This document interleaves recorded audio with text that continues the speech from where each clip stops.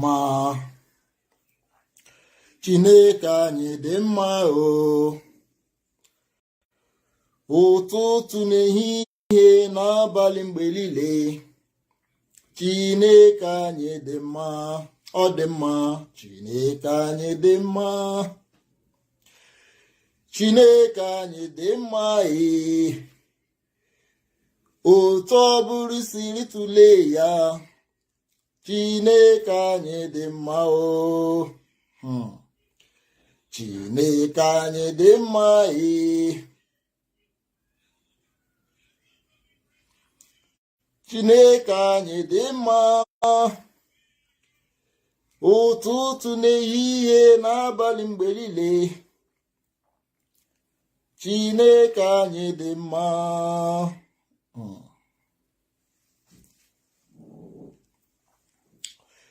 Chineke anyị dị mma ee. Chineke anyị dị mma. Otu ọbụla siri tụlee ya. Chineke anyị dị mma. Ọ dị mma.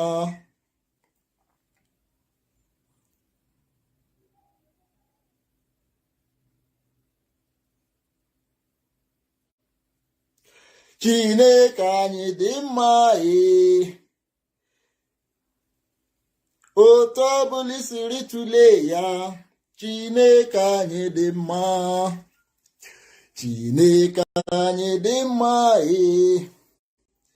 Chineke anyị dị mma. Otu ọbụla siri tụlee ya. Chineke anyị dị mma. Chineke anyị dị mma ee. Chineke anyị dị mma. Otu ọbụla siri tụlee ya.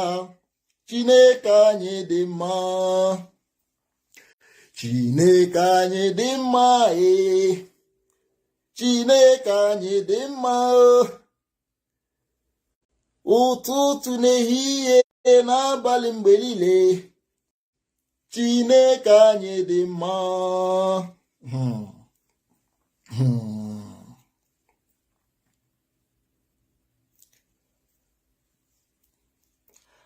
Atụla egwu gị ka m nọnyere.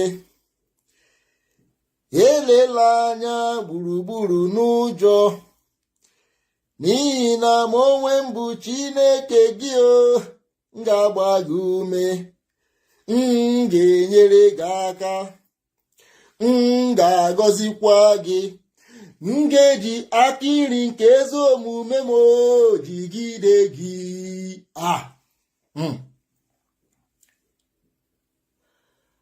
Atụla egwu gị ka m nọnyere.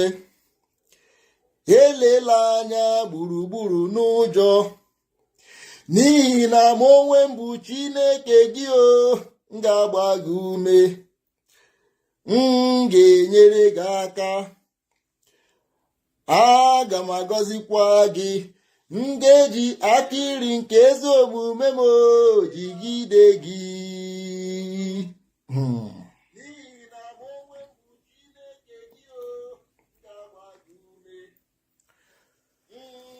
Ụmụ Igbo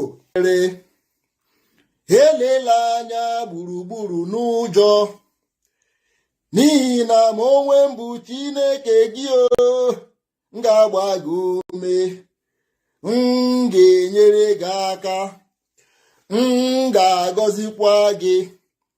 M ga-eji aka iri nke ezi omume m jigide gị.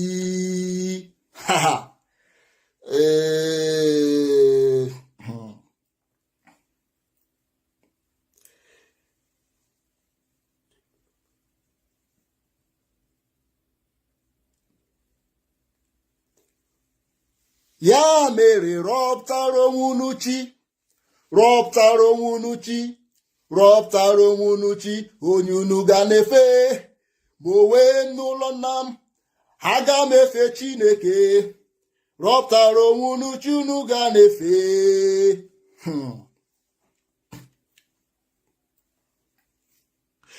Ya mere rọpụtara onwe unu chi. Rọpụtara onwe unu chi. Rọpụtara onwe unu chi onye unu ga na-efe. Bụ onwe n'ụlọ nna m. aga m efe Chineke rọpụtara onwe unu chi unu ga na-efe. Agaghị m efe chi ndị ahụ ejiri aka mee, chi ndị ahụ ejiri aka kpụọ, chi ndị ahụ ejiri aka mee, chi ndị ahụ ejiri aka. Agaghị m efe chi ndị ahụ ejiri aka kpụọ, chi ndị ahụ ejiri aka kpụọ, chi ndị ahụ ejiri aka kpụọ, chi ndị ahụ ejiri aka kpụọ.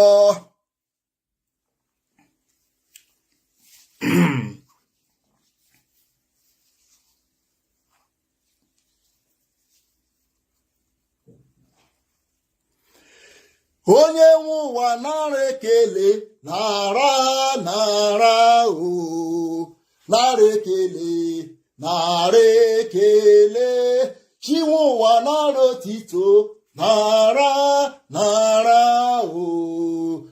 ekele, nara otito anyị. Chi ụmụ Biafra nara ekele, nara ekele, nara otito anyị.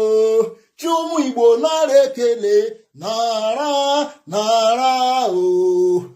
ekele, nara otito anyị. Ịdị mma, ịdị mma, ịdị mma, ịdịrị obi anyị mma. Chineke ịdị mma, ịdị mma, ịdị mma, ịdị mma, ịdịrị obi anyị mma.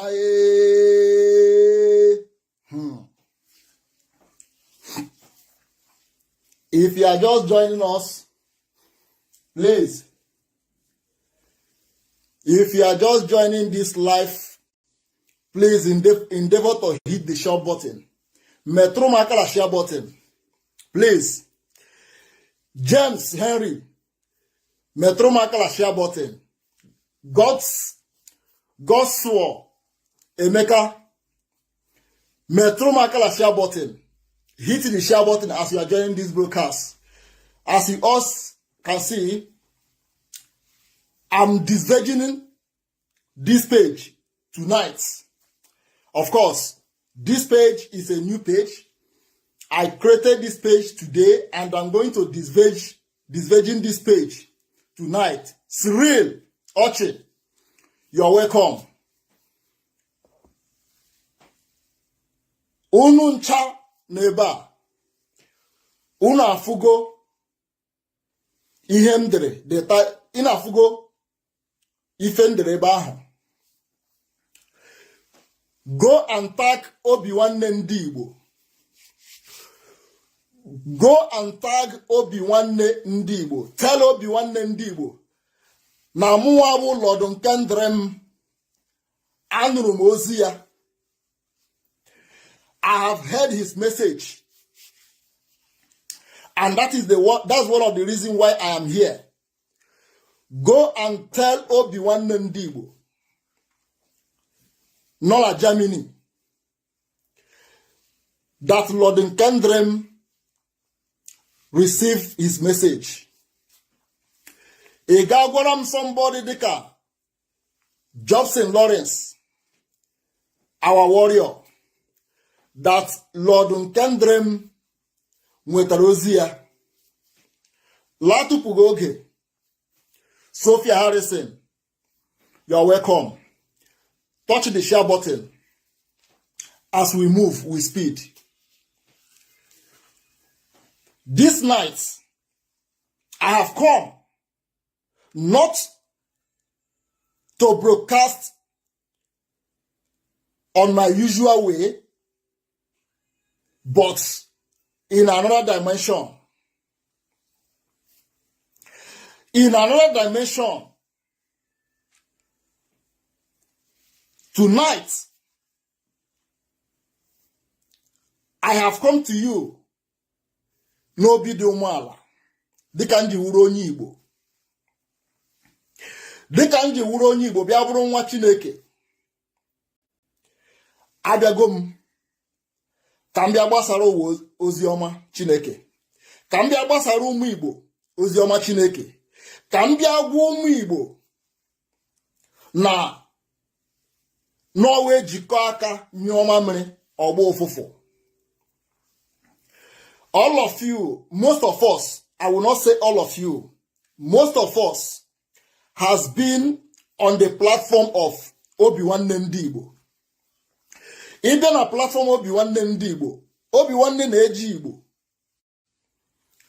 eme program ya maka ndị ọ na-agwa bụ ndị Igbo, ndị ọ na-agwa okwu bụ ndị Igbo. Ịbịa na mgbe Obi-Nwanne na-eme program, ọ na-eme program, ị ga-ahụ ọtụtụ ndị Igbo nke ruru, ha na-erucha 600, 700, nke akpọrọ 700, 600, 500, 400 people wu ndị Igbo ejula platform Obi-Nwanne. Ihe Obi-Nwanne na-agbasa for the past 2 weeks right now, for the past 2 weeks now bụ ka ndị Igbo bịakọta ọnụ wee chụwa ewu ojii a nke gbapụrụ agbapụ. Obi-Nwanne wee na-ekwusị, ọ bụrụ that na anyị abịakọtaghị ọnụ dịka ndị chọrọ nnwere onwe, la ọ ga-esi ike inweta nnwere onwe a. Egogo m Obi-Nwanne ntị ugboro ole na ole, gee ya ntị ugboro ole na ole, na-eche imirikiti ndị Igbo na-ege Obi-Nwanne ntị, ma ndị na-akpọla fon na program ya. Ma enwekwa ọ gbasacha ozi ọma ma onye ọbụla ọ ga-agala peji ya, at least ga gbasakwa ya bụ ozi ijikọta aka ọnụ, gaa gbasaa ya bụ ozi ịbịakọta ọnụ dịka ndị Igbo. Mana ka o si kwuru taa, aga geche Obi-Nwanne ntị, ndị Igbo alakpuo. Mụ nwere onwe m wee sị, la mụnwa bụ lọdụ nke m, awụ m ọpara lafọ nne m, nke ndị oyibo kpọrọ first son. Ihe eji mara first son bụ ikpe udo. Ihe eji mara first son bụ ịchịkọta ụmụnne ọnụ. Ihe eji mara first son bụ ebe ọbụla na-ese okwu na family na ezinụlọ, ọpara emezie ya, dozie ya. Ọ bụ ha o ji wụrụ ọpara, ọ bụ ha o ji wụrụ first son. Ọpara abụghị onye mkposa, kama ọpara bụ onye njikọta ụmụnne na ụmụnne. Ọ bụkwara ihe mụnwa bịara ime taa. Abịara m ime dịka nji wụrụ ọpara n'ezinụlọ m, n'ebe m si pụta. Abịara m ịkpọ udo n'etiti ndị Igbo niile, n'etiti ndị Biafra niile, ndị na-achọ nnwere onwe. Dịka anyị na-achọ nnwere onwe a laka Naịjirịa, anyị a na-agba onwe anyị mgba, na-agba onwe anyị mgba okpuru. Anyị a na-agba onwe anyị mgba dị iche iche. Ọwụghị ụzọ a ka a ga-eji nweta nnwere onwe.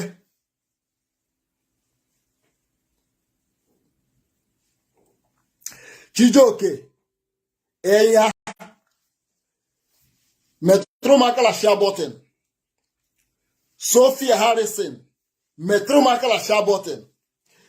Ọ bụrụ na o nwere onye ma Obi-Nwanne ndị Igbo, ya ga-agwa ya la ozi o ziri ụmụ Igbo, la mụwa bụ lọdụ NKEMDIRIM ewerego ya ka m bịa gbasakwara ụmụ Igbo. Maka na ihe anyị kpọrọ nwaanyị bụ ụmụ Igbo,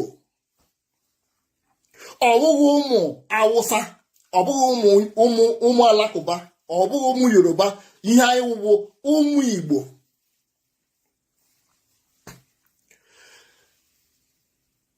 now mmadụ dịka Johnson Lawrence ezigbo nwa Chineke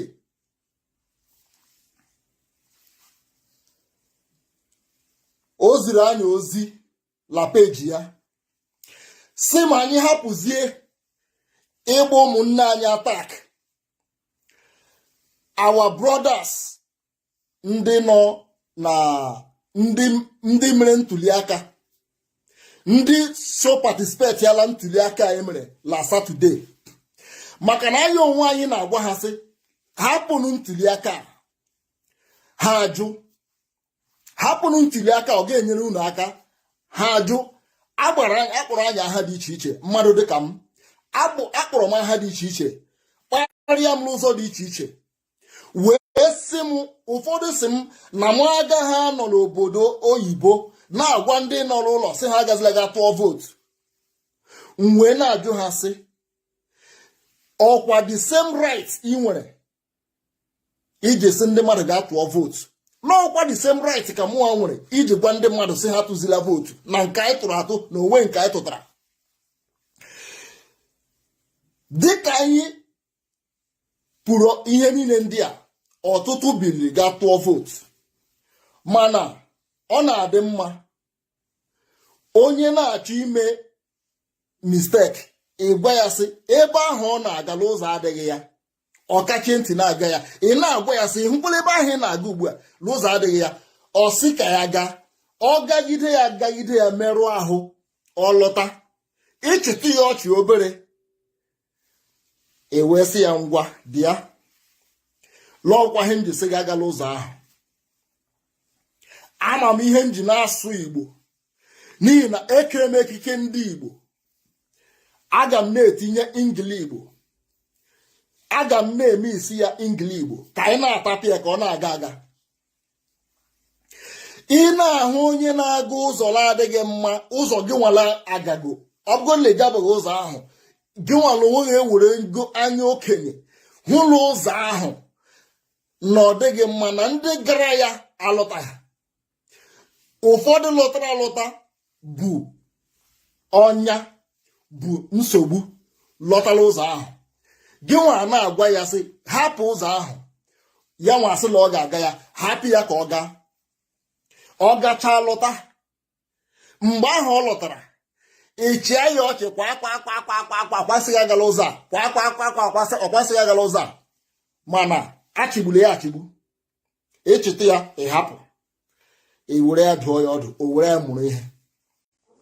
Ihe a bụ ihe mere na ntuli aka nke a emere na Satọde, maka na anyị onwe anyị amago na ntuli aka a na-eme na Naịjirịa awụghị ntuli aka. Ịbịa n'obodo oyibo ifu ka esi eme ntuli aka, ịbịa n'obodo oyibo ifu ka esi eme ntuli aka, enweghị onye na-egbu ibe ya, enweghị onye na-egbu ibe ya, enwekwanịghị onye anaghị eme tigbuo ụzọ ọbụla ntuli aka n'obodo oyibo.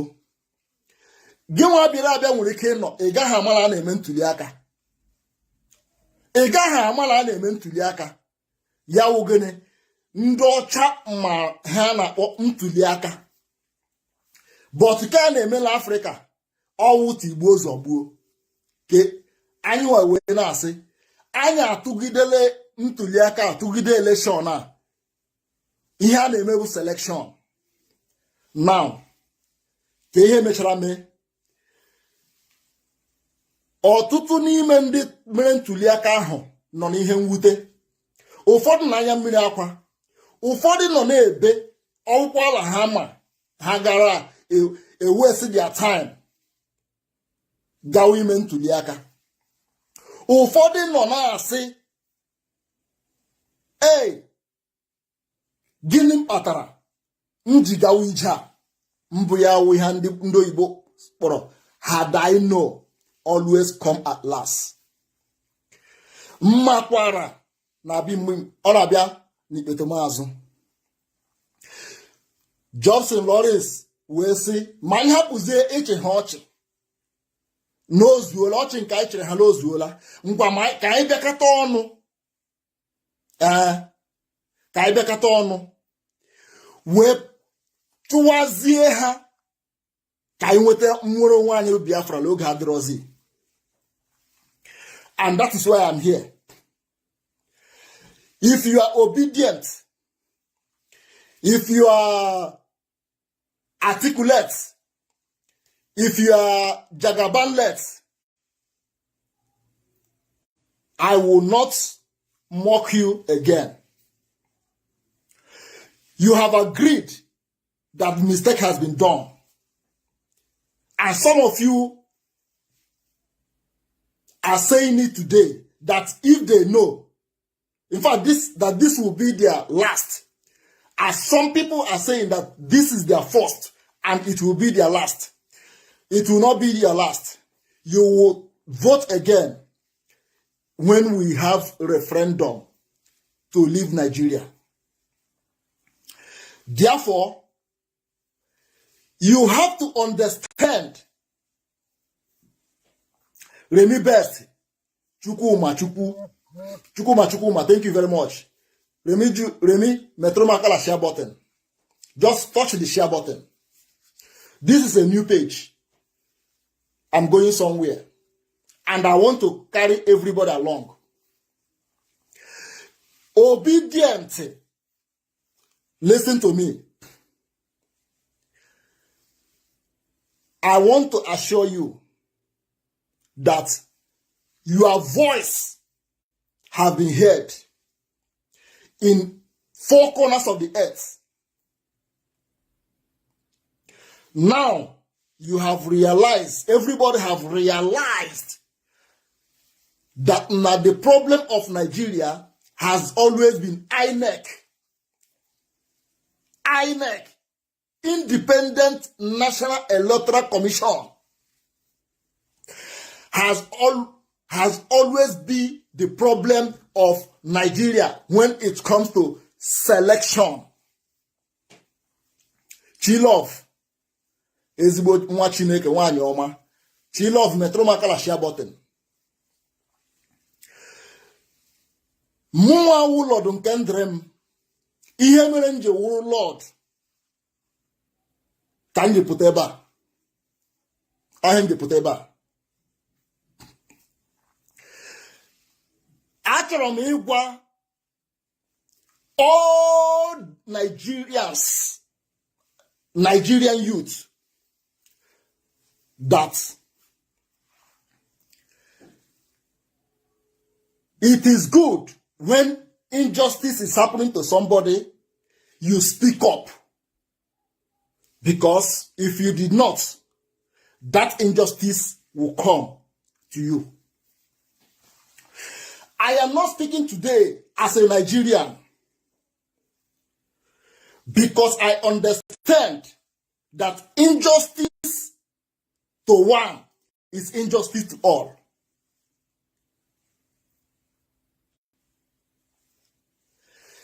If injustice is happening in Ghana, if I get the information, I will speak about it. If injustice is happening in Togo, if I get the information, I will speak about it. Anywhere injustice is happening, speak up. If you don't, it will get to you. That has always been the case of Nigeria. When people are killed in northern part of Nigeria, unjustly, innocent soul killed, the rest part of the country will feel so less concerned. When the south are being killed, the rest country will feel less concerned. When the west are being killed, the rest of the country feel so less concerned. Not knowing that it's going round. It's going round. Injustice is injustice, no matter who it affects. No matter who it affects. Ndigbo, they have egbuolu ụmụnne ọkụkọ. Makana akpọrọ ha IPOB, Indigenous People of Biafra. Ndị Igbo a na-edowe arụ na all this group of people na-akpọ onwe ha Biafra. Ha na-ahụta that thing as a group. Some people disassociate themselves from the movement for the emancipation of the sovereign state of Biafra. So many people see their brothers in the movement as a terrorist. When they kill IPOB at Mpo or Nature, many, in fact, Igbos kept quiet. The only people that bear the brunt was IPOB. When IPOB was killed in Igbocha, the rest of the country supported it.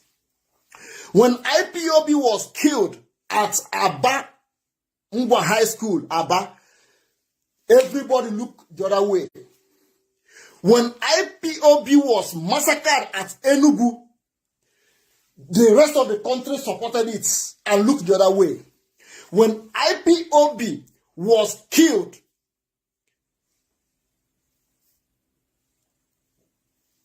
all over the place, everybody looked the other way. Some clap for the military. Some support the military and clap. You did not know that that was injustice. That it is coming for everyone. Today, that injustice we are talking about has caused scarcity of naira in a country that supposedly have, according to them, 200 million population. You want to redesign naira, not that you are redesigning naira from naira to pounds or naira to dollar or naira to any other thing. It is the same naira, just to change the color. Cause the country to be in industry. People can no longer buy food to eat when they have the money. That is that injustice. People did not know that is coming. Today, the whole Nigerians have witnessed that they voted in mass for their favorite candidates, Peter Obi. Today, up to this moment as I'm speaking, selection that was conducted on Saturday. Today is Tuesday. The result has not been called. Is that not injustice? It is injustice. Now, everyone is now suffering that injustice in the system. The injustice in the governance. Achọrọ m ịjụ gị onye Igbo. Achọrọ m ịjụ gị nwa bụ onye Igbo. Ọ bụ na ekwesịrị ịzọ ọchịchị azọ, ọchịchị nke a, ndị ugwu achịgide, ndị Yoruba achịa, ndị South achịala, lọ Goodluck Ebere Jonathan, abi nke a na-abụ for onye Igbo ekwesịrị ịzọ ya azọ. Nke a bụ enwere ha asị eze onye orura enye ya. Eze bụ onye orura enye ya. Nke ekwesịrị iwere ya nye ndị Igbo si ngwa unu jide ya n'ọbụ l'oruru unu. Emefu ya otu ahụ. Ndị niile bụ ndị Nigeria apụtala sị la nwoke abụ onye Igbo Peter Obi lọọ bụ onye ha ga-atụnyere ka ọ chịa Naịjirịa. Ndị ugwu ekwechiri la ọ gaghị ime. Maka gịnị? Lọọ bụ onye Igbo. Ọ bụrụ lọọ bụ Atiku ji otu a win election a akpọgo result. Ọ bụrụ lọọ bụ Tinubu ji otu a win election ụwa niile ahụ ya lo win election akpọgo result. Ihe eji na-eme ya ha nkipanki otu a na-eme otu a wụ maka na ọwụ onye Igbo win election. Ndị Igbo odogo unu anya ugbu a achọghị unu n'ime Naịjirịa. Unu chọrọ Igbo presidency. Unu enwe inye n'Igbo presidency. Ndị ugwu achọghị inye unu ya. Ndị Igbo doro unu anya lu unu achọghị unu n'ime Naịjirịa. Onye ajụrụ ọ na-ajụ onwe ya. Onye ọbụla ajụrụ ọ na-ajụ onwe ya. Ya mere m ji na-asị lachiala m ndị ile tụrụ elekshọn a ọchị maka mụnwa kwuru si atụrụ elekshọn apụtala ịtụ. Unu apụta tụọ wee na-eme unu ihe a na-eme unu. Achịrị m unu ọchị Saturday night, achịrị m unu ọchị Sunday, achịkwara m unu ọchị echi gara aga Monday. Mgbe sị taa bụ Tuesday lachijuola ma ga mechi ọzọ. Ihe anyị nọgbu ogbu gịnị? To your tent, O Israel. Maka na ndị Igbo imekwa elu mee ala emegidekwanye gị prezident a achọghị gị bụla achọghị gị. Igbo man geenụ ntị, achọghị unu n'ime ala ahụ bụ Naịjirịa bụla achọghị unu. Ọhịa m ji sị enwere ozi ndere Peter Obi few months ago on my page. Asị m Peter Obi, Nigeria is not for you.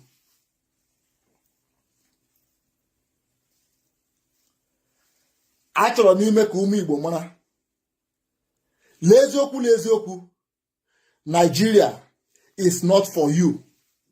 Gị nwa bụ onye Igbo.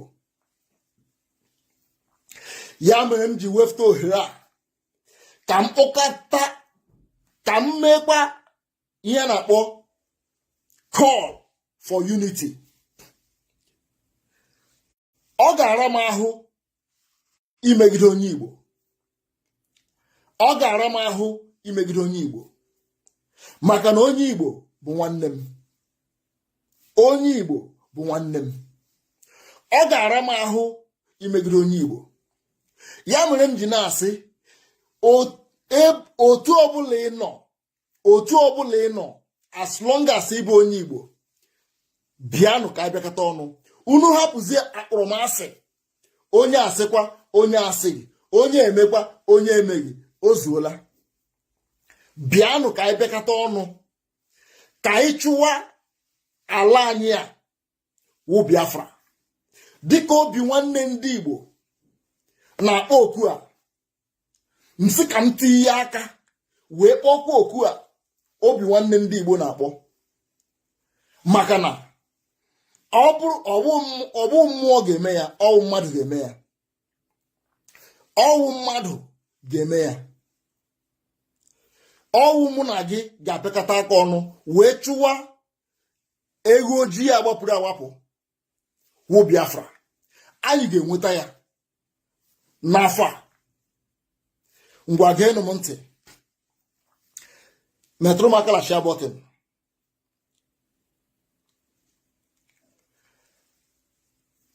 Ihe njili aka bụ ozi ndị ugwu dere. Ozi a onye Fulani dere. Esevuru m ozi a n'ime ekwentị a kemgbe 2021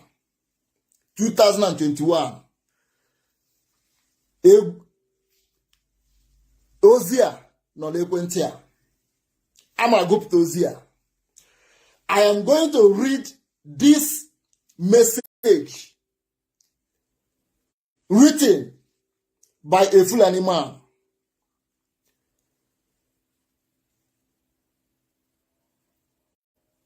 The name of the Fulani man that wrote this message is Usman Omar Sokoto, philosopher, teacher, and an activist. He wrote this message, and I saved this message in 2021. And I'm going to read it out. Biko, Metro Makala share button. Biko, hit the likes button. Hit the likes button and touch the share button as we move with speed.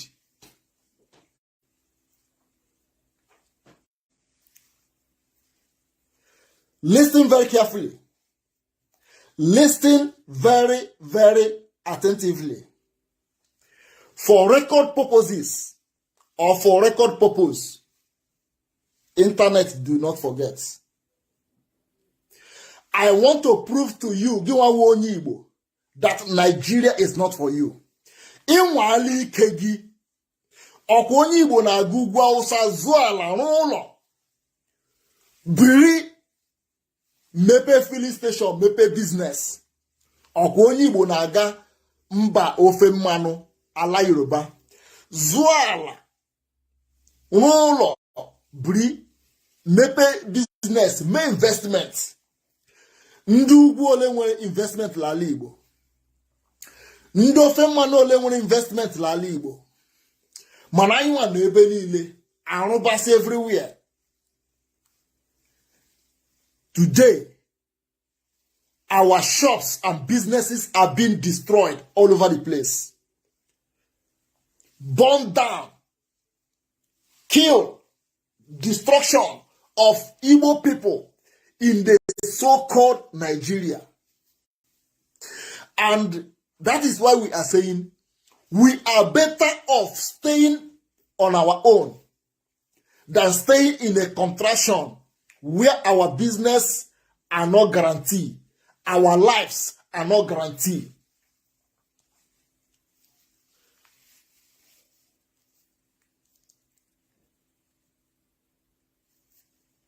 Now, without wasting your time, listen to this. We are Fulani. We don't care.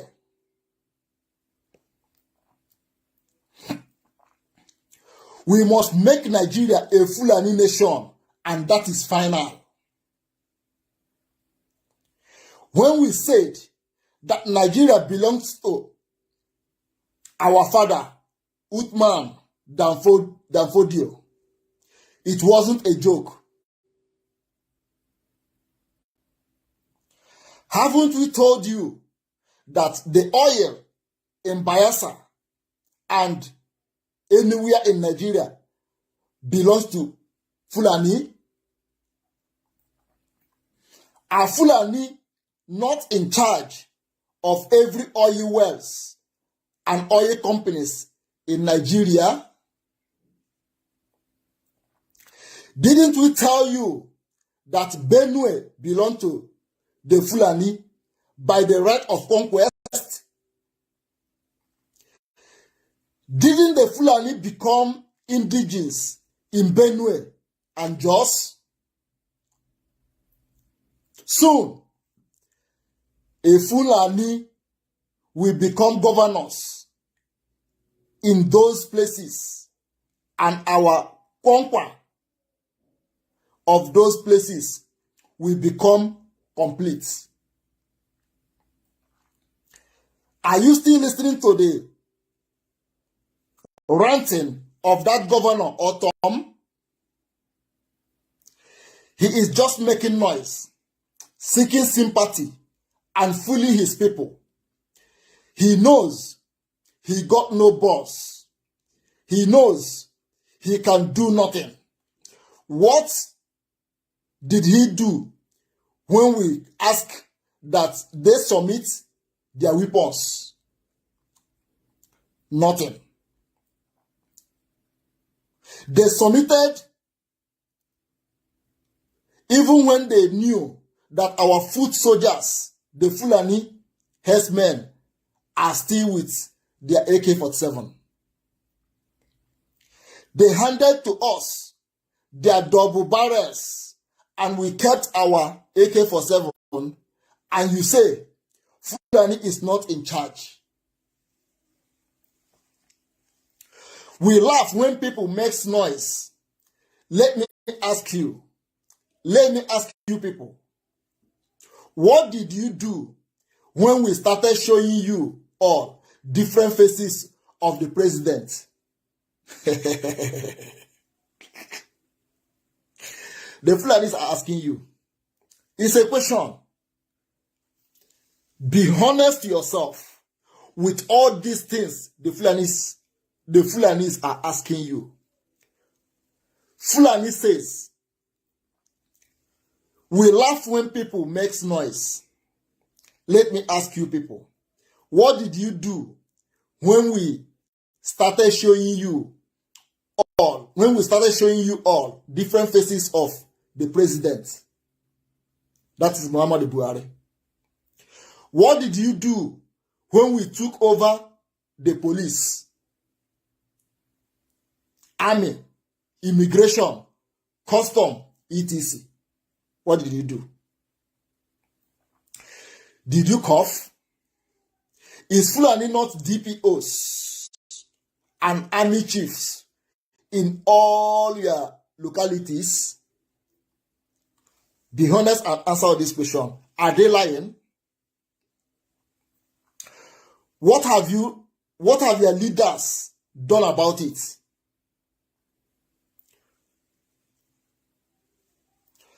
Have you not seen herdsmen killing people? Have you seen one herdsman in police cell or prison? Answer the question by yourself. Fulani are asking you, have you not seen the Fulani herdsmen killing people?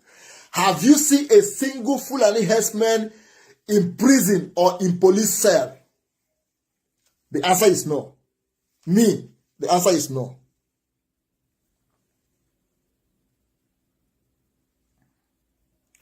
Have you seen one herdsman in police cell or prison? Have you heard that army attack herdsmen camps? Have you heard that Fulani army attack herdsmen camp? That Air Force bombed them, or police responded when our Fulani herdsmen came for attacks? What happened when we killed 300 in Agatu? What does that tell you? What does the silence of leaders tells you? They are our slaves, both from the south, southeast, west. Everyone you call leaders are our slaves. And before anyone joins them, he or she must agree to be our puppets. Before you agree to be a leader, you must agree to be their puppets. Do you wonder why Ebonyi State governor still protect Fulani herdsmen and kill his own people? Even after our herdsmen kill his own people, are you surprised that Governor Obiano has Meeti Allah representative in his government? Of course, during the tenure of Governor Obiano, during his tenure, Fulani herdsmen, Meeti Allah was in his government, and he said it. Everyone knows about it. Governor Obiano announced that the Etiala Fulani herdsmen are among his government, his cabinet. Therefore, if Fulani kill any Igbo man, Fulani people will pay 700,000. That is $1,000. The life of an Igbo man is amount to $1,000 during the governor Willie Obiano of Anambra State. Listen up. Are you surprised that Governor Obiano has Meeti Allah representatives in his government? That's when Fulani herdsmen under Meeti Allah are killing his own people. We own them. They are our puppets. We can save and destroy them anytime. Can't you see what is happening in Imo State?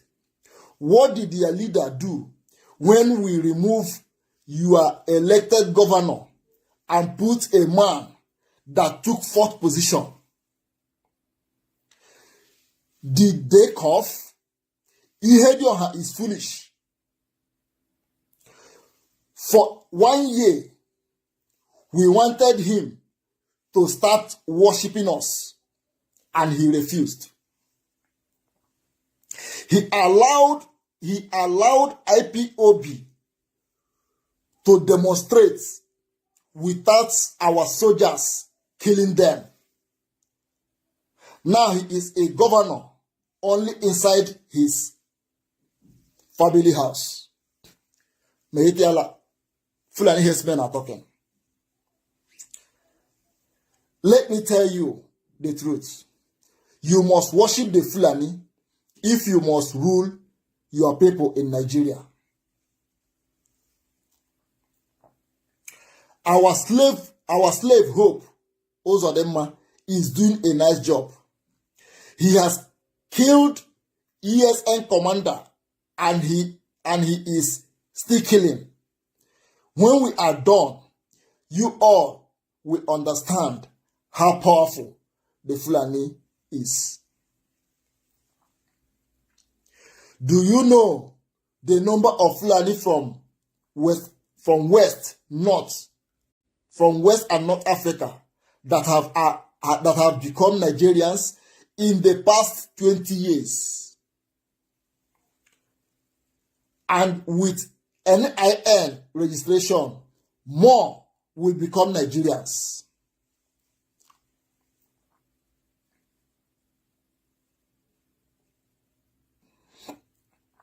A Fulani is not sacking villages and renaming them. It's a question. What have you all done about it? When we declared no visa for Africans, we knew what we were doing.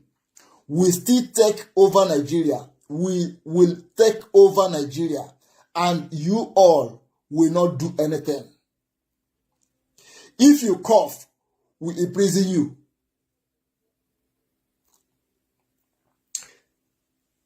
Send you to exile or waste you. Yes, your leaders are our slaves. Is Tinubu not worshiping us? We promised him president, and he started betraying his people. Let him come and be president. Let us see.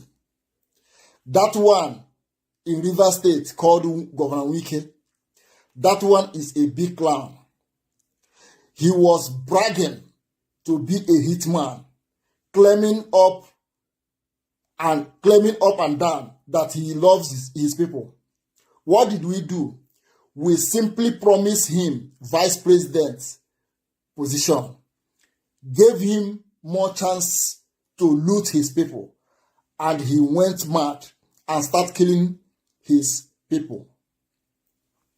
He gave his own Obibo women to our soldiers to rape and kill. We are not done with you guys. Those ones they called Ohaneze is now ours. We bought them over a very long time ago. Whatever they say today is what we want. They are now a tool to further Fulani reign. They said that they can't be Islamized and Fulanized, but you can go to Enugu and Ebonyi states and you will understand what we have done. West, the West, we are on top of the game. We have already taken Ilorin a long time ago. We have gradually taken lots of places. Didn't we send them to Benin Republic as refugees? More and more to come. The only obstacle along our way is that one called himself Mazi Nnamdi Kanu and IPOB. The Fulani knew that Mazi Nnamdi Kanu, Ahamadike, Buruburu is no-go area, cross and die. They wrote it here. Listen. The only obstacle along our way is that one called Mazi, calling himself Mazi Nnamdi Kanu and IPOB. But we will deal with him. We will use his own people to deal with him. Did it happen or not? Fulani say, this is what I'm reading here is 2021. I saved this information 2 years ago in this phone, and it's still here.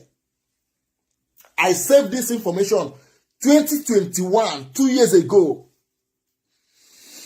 Listen very attentively and share the broadcast. This broadcast, I want it to go wide. You see this thing I'm reading here? Many people don't have it. Many people don't have it. I repeat. The Fulanis are saying to you, to all Nigerians, the only obstacle along our way is that one calling himself Mazi Nnamdi Kanu and the IPOB. But we will deal with him. We will use his own people to deal with him. And we have started already. 2021. Didn't we get his people to proscribe his group? The Fulani are asking you. Didn't we get his own people to proscribe his group? Even when they kill no one. Even when they killed no one. Ohaneze Ndigbo, Eastern governors, and all the politicians proscribed IPOB as a terrorist organization in Nigeria. The Fulanis are asking you, didn't his governors,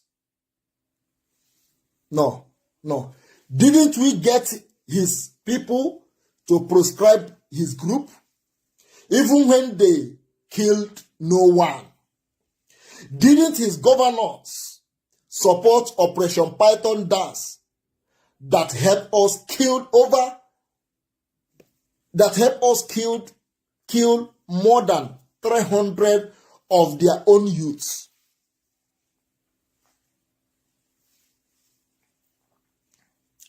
Listen up. If you adopt it, then tell one leader in Southeast that condemned the killing. If not, that stupid and useless Abaribe. Tell me one leader in the Southeast that condemned Operation Python dance that killed over 300 Igbo youths, except that one called himself Abaribe. I continue. We have raised men among his people to write against him. Do you know, you remember when people, Ndigbo was attacking Abaribe? There were so many Igbo people that were attacking Abaribe for speaking on behalf of Nnamdi Kanu. That is when Fulanis we are at work. They ask you, Fulani asking you. They say, we have raised men among his people to write against him, which is Abaribe. We have successfully brought some people around him over, which is Abaribe, using their own Eastern leaders. But in their foolishness, they never knew it was the Fulani that sent their own people to buy them over. Is his former ally and deputy not today against him, Abaribe? What did you think happened if not the power of the Fulanis? We are getting closer, and we got no much time. Quran must be dipped into the Atlantic, and that is final. Nigeria is a Fulani inheritance. Written by Usman Umar Sokoto, philosopher, teacher, and activist. 2021.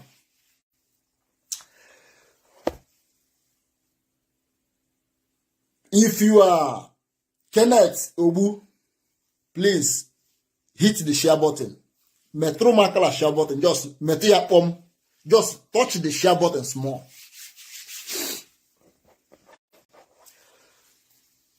If you are just joining us, after this live, revisit this live program again, so you will hear with your own ear what the Fulanis have cooked over the years.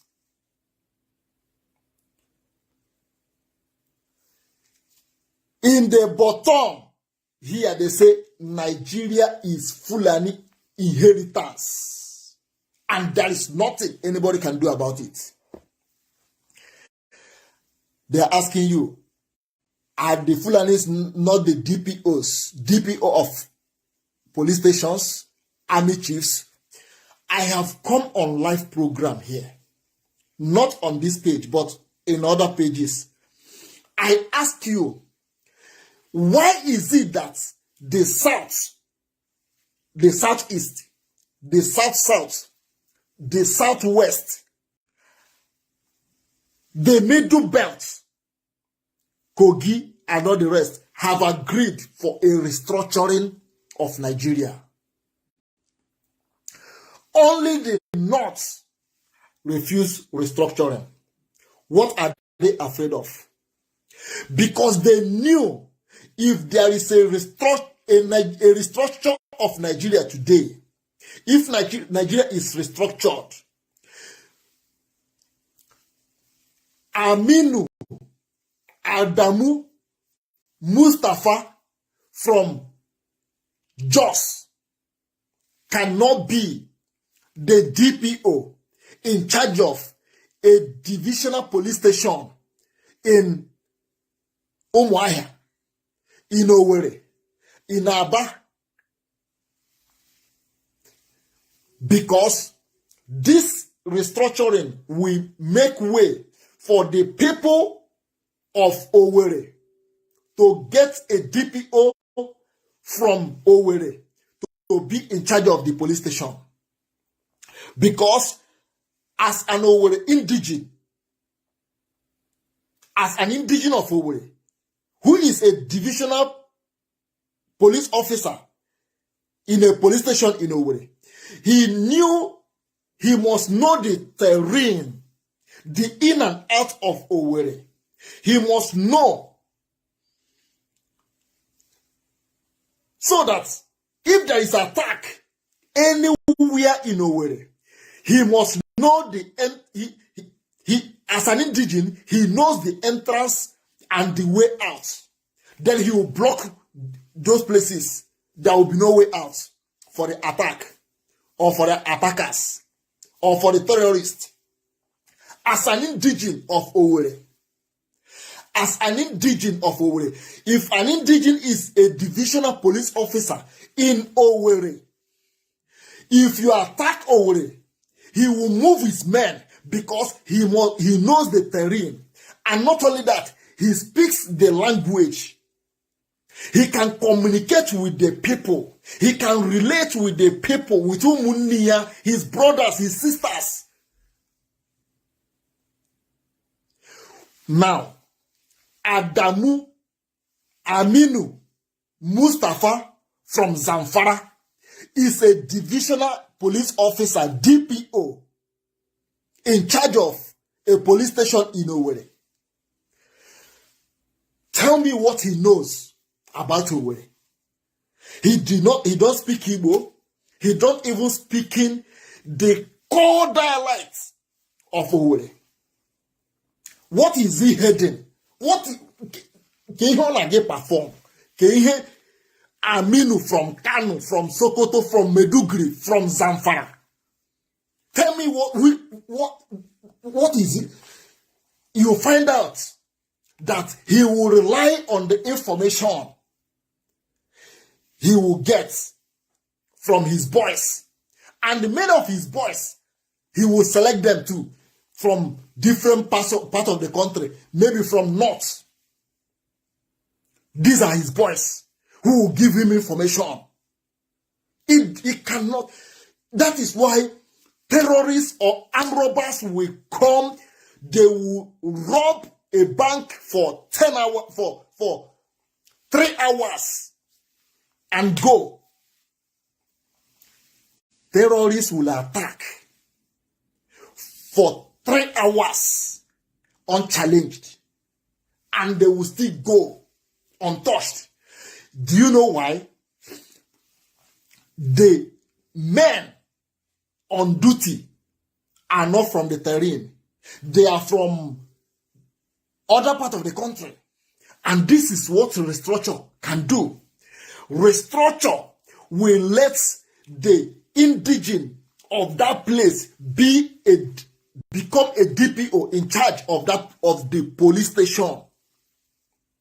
Not only that, restructuring will give birth to many other states to come up in the southeast and the south. They don't want that. A commissioner of police of Abia State today is not an Igbo man. Tell me what is he commissioning? What is he doing in Igbo land? A commissioner of police is not an Igbo man. He don't speak the language. He do not eat Igbo food. He do not represent Igbo in terms of culture and nothing. Tell me. Now let me break it down. You see here in Europe, they have federal police for federal. Then you bring it down to state. They have state police. After state police, then you bring it down. They have what they call, let me say, community. What they call local government, right? They have local government. They have local government police. Then you bring it down again. You have local police, which are the police that are in charge of the villages, the cities. After that, you have vigilantes. All these people are working together to safeguard the inhabitants of the country. Is that the same way where you come from? The answer is no. If the vigilante arrest you, they will hand you over to the local police. Local police will do their job and hand you over to what they call local government police. That one will do their job, hand you over to states. State will do their job and hand you over to the federal if the case requires. But what we have in Nigeria is federal police and state police. Finish. They do not give the chance to vigilante. Even, you see, I am not here to bore you, teaching you what you already knew. What I am here this evening to do is to tell you to prepare yourself. Prepare your mind. First of all, prepare here. You see, here is the first place you are going to prepare. When you prepare here, then it gives you what we call mental toughness that will carry you along to march on for whatever that may come your way. Maka, aukura mo ga the hot, or ga the hot. Aukura mo gezo, or gezo. I am here to call for outright peace for all Igbos. Whether you are IPOB, whether you are Mazop, whether you are Obidient, cease attack on each other. Cease attack on each other. When we get Biafra, the Republic of Biafra, we will have political parties. Everybody can now join different political parties and participate. But as long as we are looking for freedom, your brother who is suffering the same thing you are suffering should not be your enemy. Irrespective of views, different views. Having different views and opinion shouldn't amount to be your enemy. In my years in this struggle for freedom of my people, the Biafran people, I have never been attacked, insult, castigate from a Fulani man. I have never been attacked, castigate, or insulted by an Hausa man. I have never been attacked, insult, oppressed or castigated by a Yoruba man. I have never been attacked or insulted or castigated or oppressed by coastal region. The people that attack me are my own people, the Igbos. We understand sometimes we will have different opinions. You see, in the field of play, Anababo, let me use an example. Anababo. In that field, when the match is going on, players sometimes have misunderstanding. Sometimes they quarrel with each other in that field. Sometimes sometimes teams they fight each other in the field. Sometimes it will not lead to fight. They will just quarrel with. It can be defender versus defender, and the attacker can quarrel each other. The same teammates, they quarrel each other in the field of play. You know why? Because they have a target, and the target is to win. What bound the 11 players in the pitch together is win. When they win, the players will, you see, that sense of quarrel will wipe out. You see them jubilating, happy with each other. In this freedom, in this quest for freedom, a lot of us have misunderstood each other. We fought each other. We insult each other. We quarrel with each other. But do you know one common goal you and I have is that same freedom we are looking for. Any day we achieve that freedom, this quarrel will end. But we have to seize that quarrel now and march on together as one. Nigeria is heading to. See, I just want to clarify this. If you like, give Obi president today. We will march on.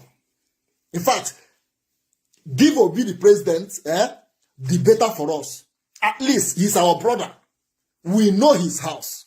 We will march to his house and collect our freedom from his hand. Rather this Fulani man. If Obi become president today, the better for us. Because we will wrestle out our freedom from his hand. As our brother, we will get that freedom from his hand.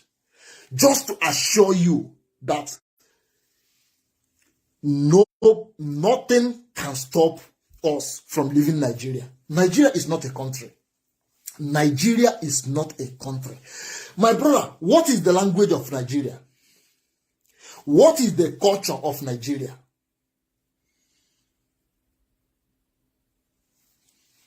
Let me say this. If you ask a German, every German, their language is Dutch. You go to Italy, as mighty and wide as Italy, their language is Italiano. As big as France, they speak French. As wide as Spain, Spain speak Spanish. My brother, every country speaks their language, and wherever you go, they understand. They can have second language, third language, preferably, but they have one common language. That is what makes them a country.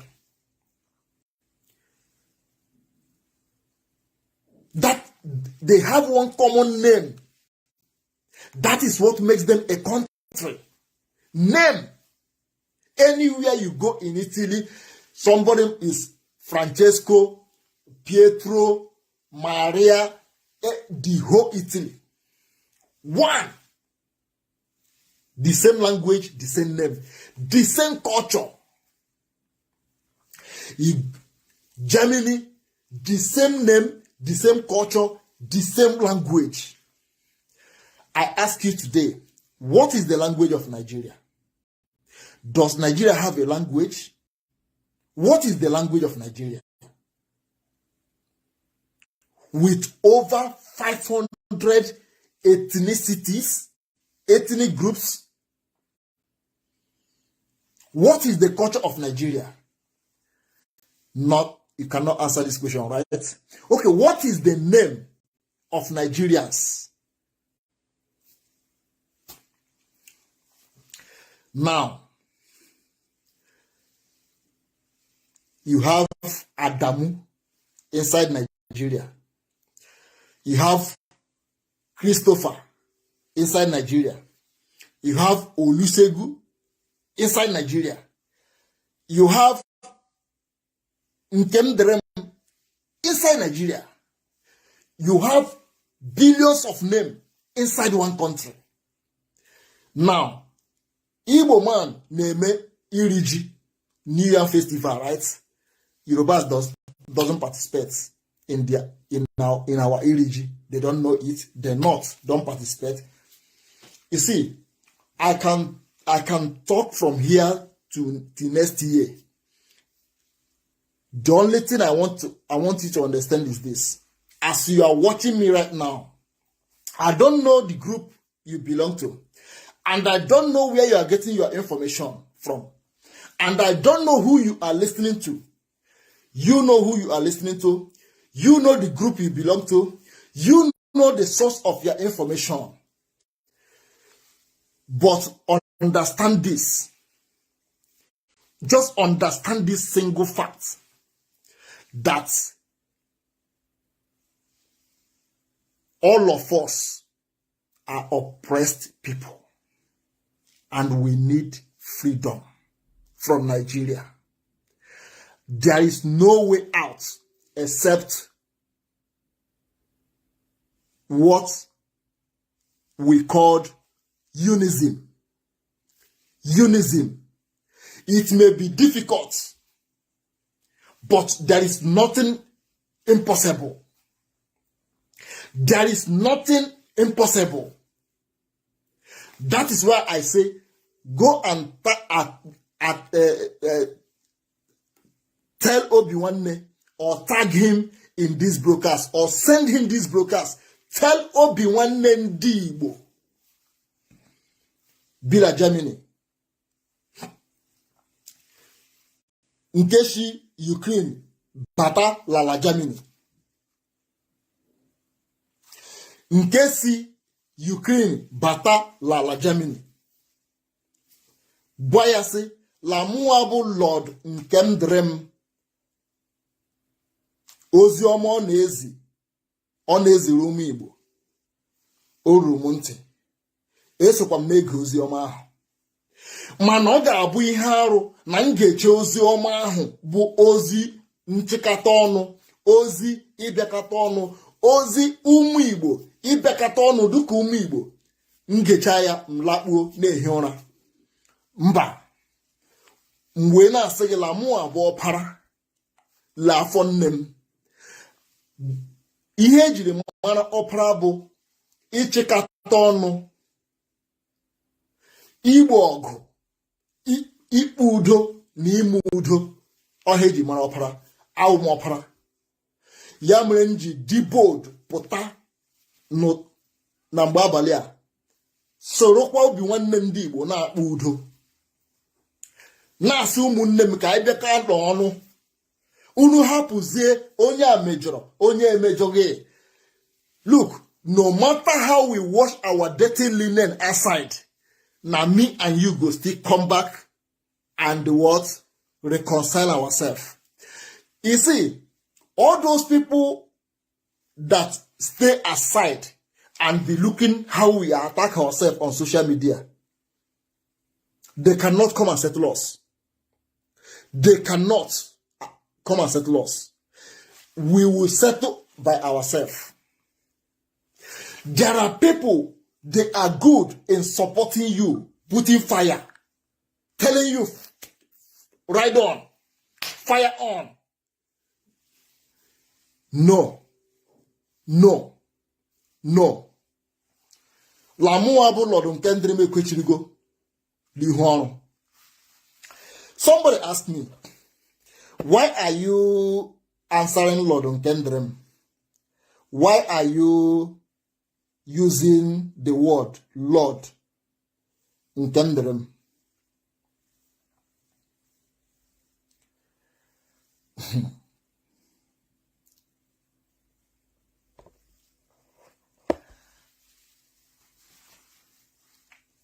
I said because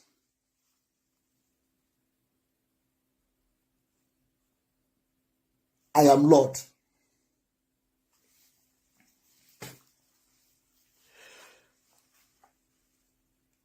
He says that he never see Igbo man who says his name is Lord and is Lord. I say, fine, listen. I say, who created Nigeria? He said, Britain. Through who? He said, Lord Lugard. I say, why are you calling him Lord Lugard? Why are you calling him Lord Lugard? You heard that Nigeria there was no agreement between Nigerians. These people that call themselves Nigerians today, they never agreed. Their fathers, their grandfathers never agreed to become one. It was by force. The record is there. It was by force. So when something is done by force, what do you think happened? People need to die.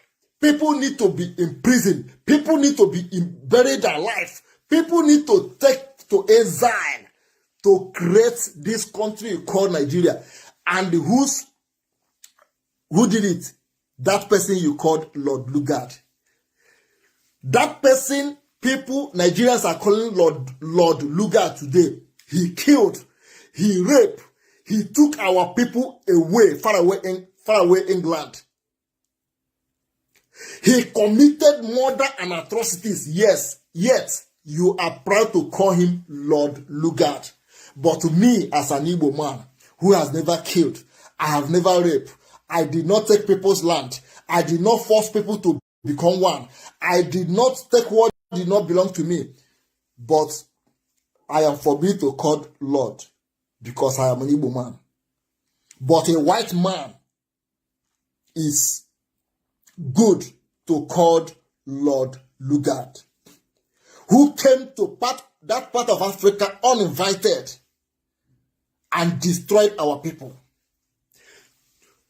You heard that Europeans took as many as Africans to Europe during slave trade.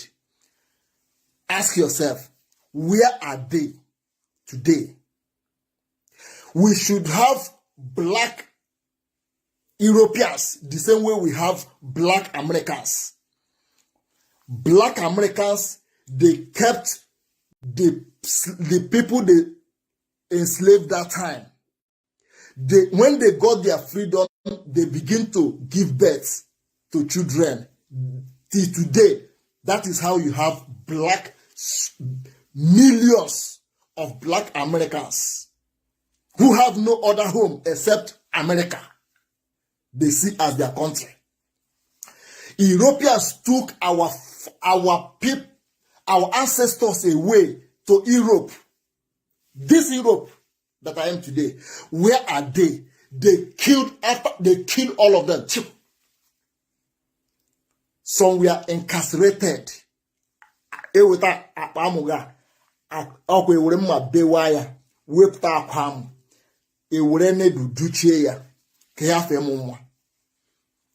kill that.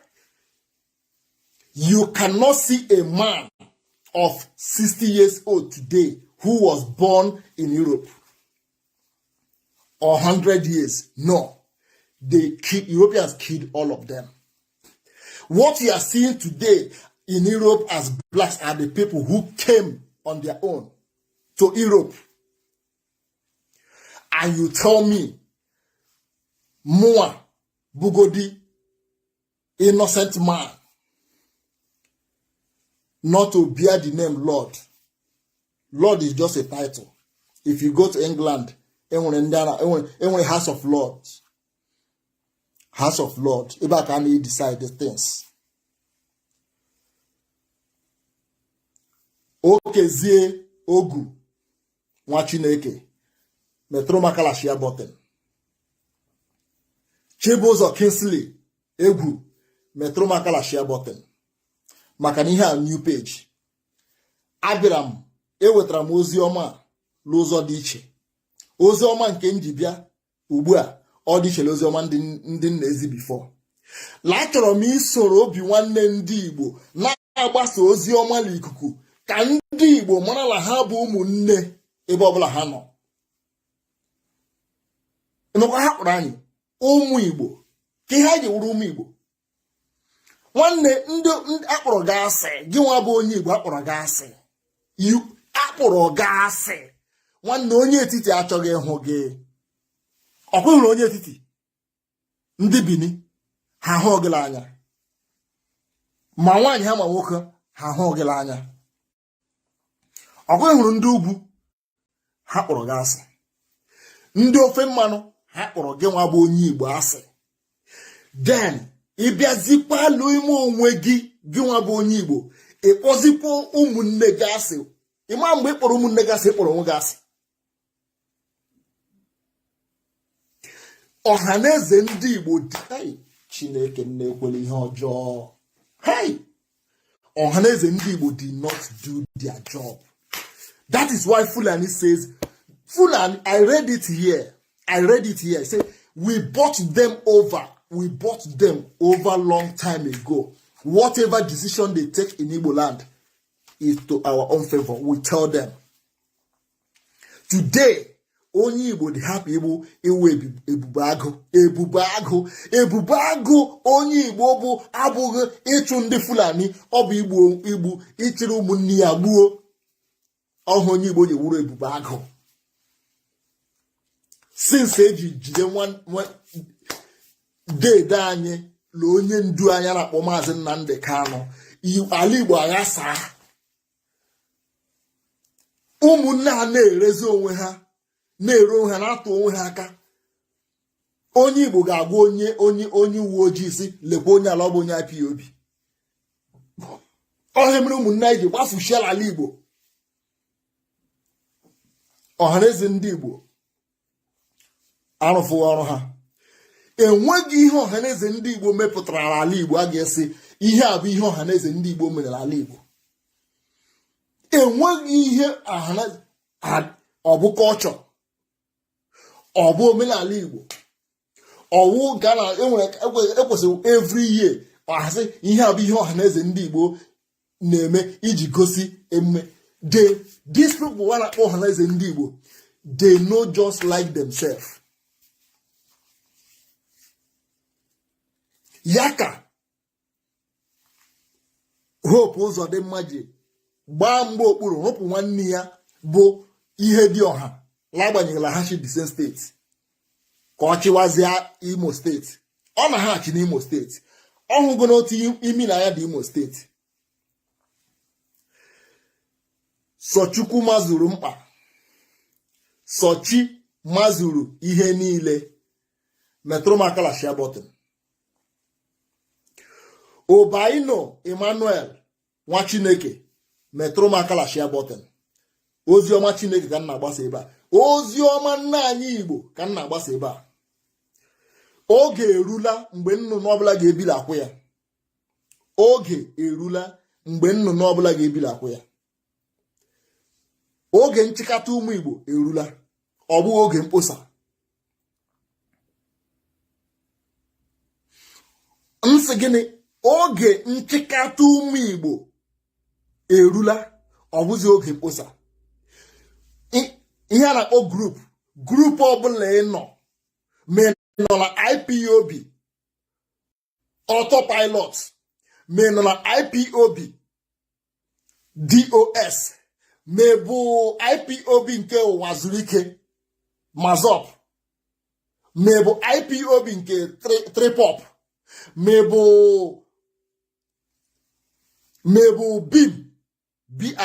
BIM. Ihe ọwụlọ ọ masịrị gị bụrụ grup ọ masịrị gị nọ, onye ọbụla ọ masịrị gị na-ege ntị. Achọrọ m ka ị bido na-ajụ onwe gị ajụjụ ahụ na-ajụ onwe gị bụ gịnị?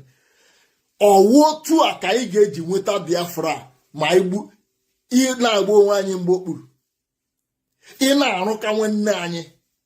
Ọwụ otu a ka anyị ịma gị n'ọba anyị kọta anya ọma mmiri ọgba ụfụfụ.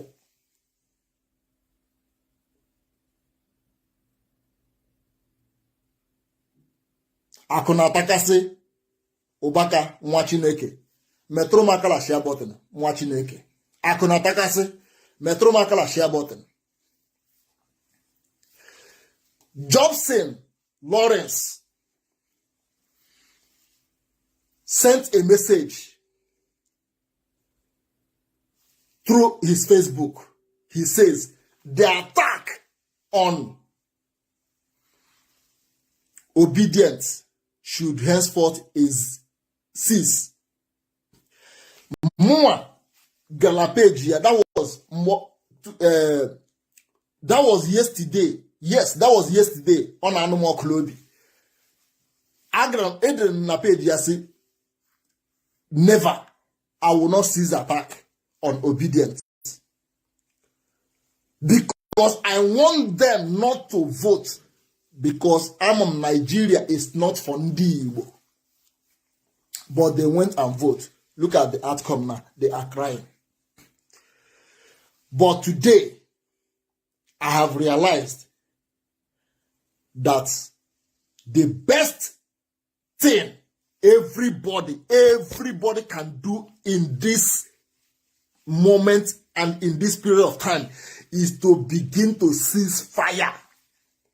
Cease the attack against your fellow. The same pain you have is the same pain he has. You are in exile. He or she is in exile. Your enemy is not the people that has different opinion and different ideas. Your enemy is Nigeria.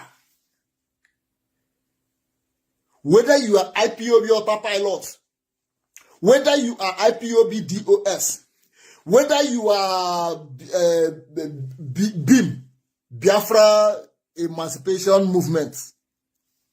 Okay, so amam BIM.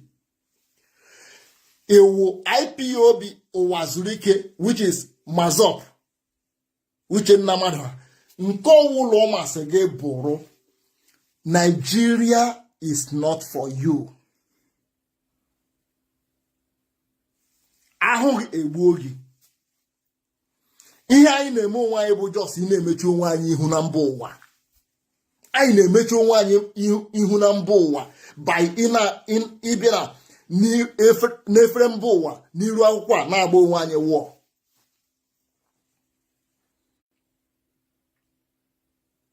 Ọya mere m ji sị na mụnwa ga-ewepụta onwe m dịka m ji bụrụ ọpara l'afọ nne m. Anyị dị ụmụ nwoke 4, ụmụ nwaanyị 3. Mụ abụ onye mbụ. Ihe eji mara onye mbụ bụ ime udo. Eji m eme udo lebe m si pụta la my own family agbo ome udo. Ọgbaji odoro akpọ m la phone. M were phone mkpụrụ onye a mekwuru onye a. Emecha mkpọla group call anyị ekwu okwu. Ọha eji mara ọpara onye ndozi ezinụlọ. And I have come to answer that call as ọpara, as first son and firstborn of my own family. nna anyị Igbo ọba anyị nwa ji ọfọ Igbo wụ ikwu eziokwu na ime udo n'ezinụlọ. Ozi obi nwanne ndị Igbo na-ezi kwamgbe izu ụka abụọ na wụ anyị bekata ọnụ, anyị mee udo, ka anyị bụrụ one, ka anyị bụrụ one. Ịbịa na program obi nwanne ndị Igbo, a na-eru 500, a na-eru 600, a na-eru 700, a na-eru 800 na-ege because ọ bụ Igbo ka ọ na-asụ. Dị afọ ndị na-ege ya bụ ndị Igbo, a ga-echa onye ọbụla lakpuo. Na-achọkwanụ ma enwere peji ndị ga-apụta na-etinye ihe ndị a n'ọlụ, na-ekwu ya, onwe onye na-ekwunu, echi ile ọ pụtakwa obidokwa tiwekwa the same thing. Ya mere m ji sị laa ma apụta taa bịa dịrị obi nwanne ukwu ka anyị chụwazie ya ebe ahụ. Anyị ga-etigide mkpu a, apụtago m, anyị ga-etigide mkpu a, ndị Igbo abịakọta ọnụ. It may not be 100%, it can never be 100%, but majority ndị niile betray ụmụnne ha, that betray ga-akwụsị maka arụ gba afọ ọwụrụ omenala. A ga-eburukwa betray ya, burukwa iro ole kwuru a bakwala ime Biafra, mụsha ụmụ n'ime Biafra. Enwere ike mgbe anyị bichara ndụ laa, ụmụ anyị egbuchie onwe ha. Ya bụ gịnị?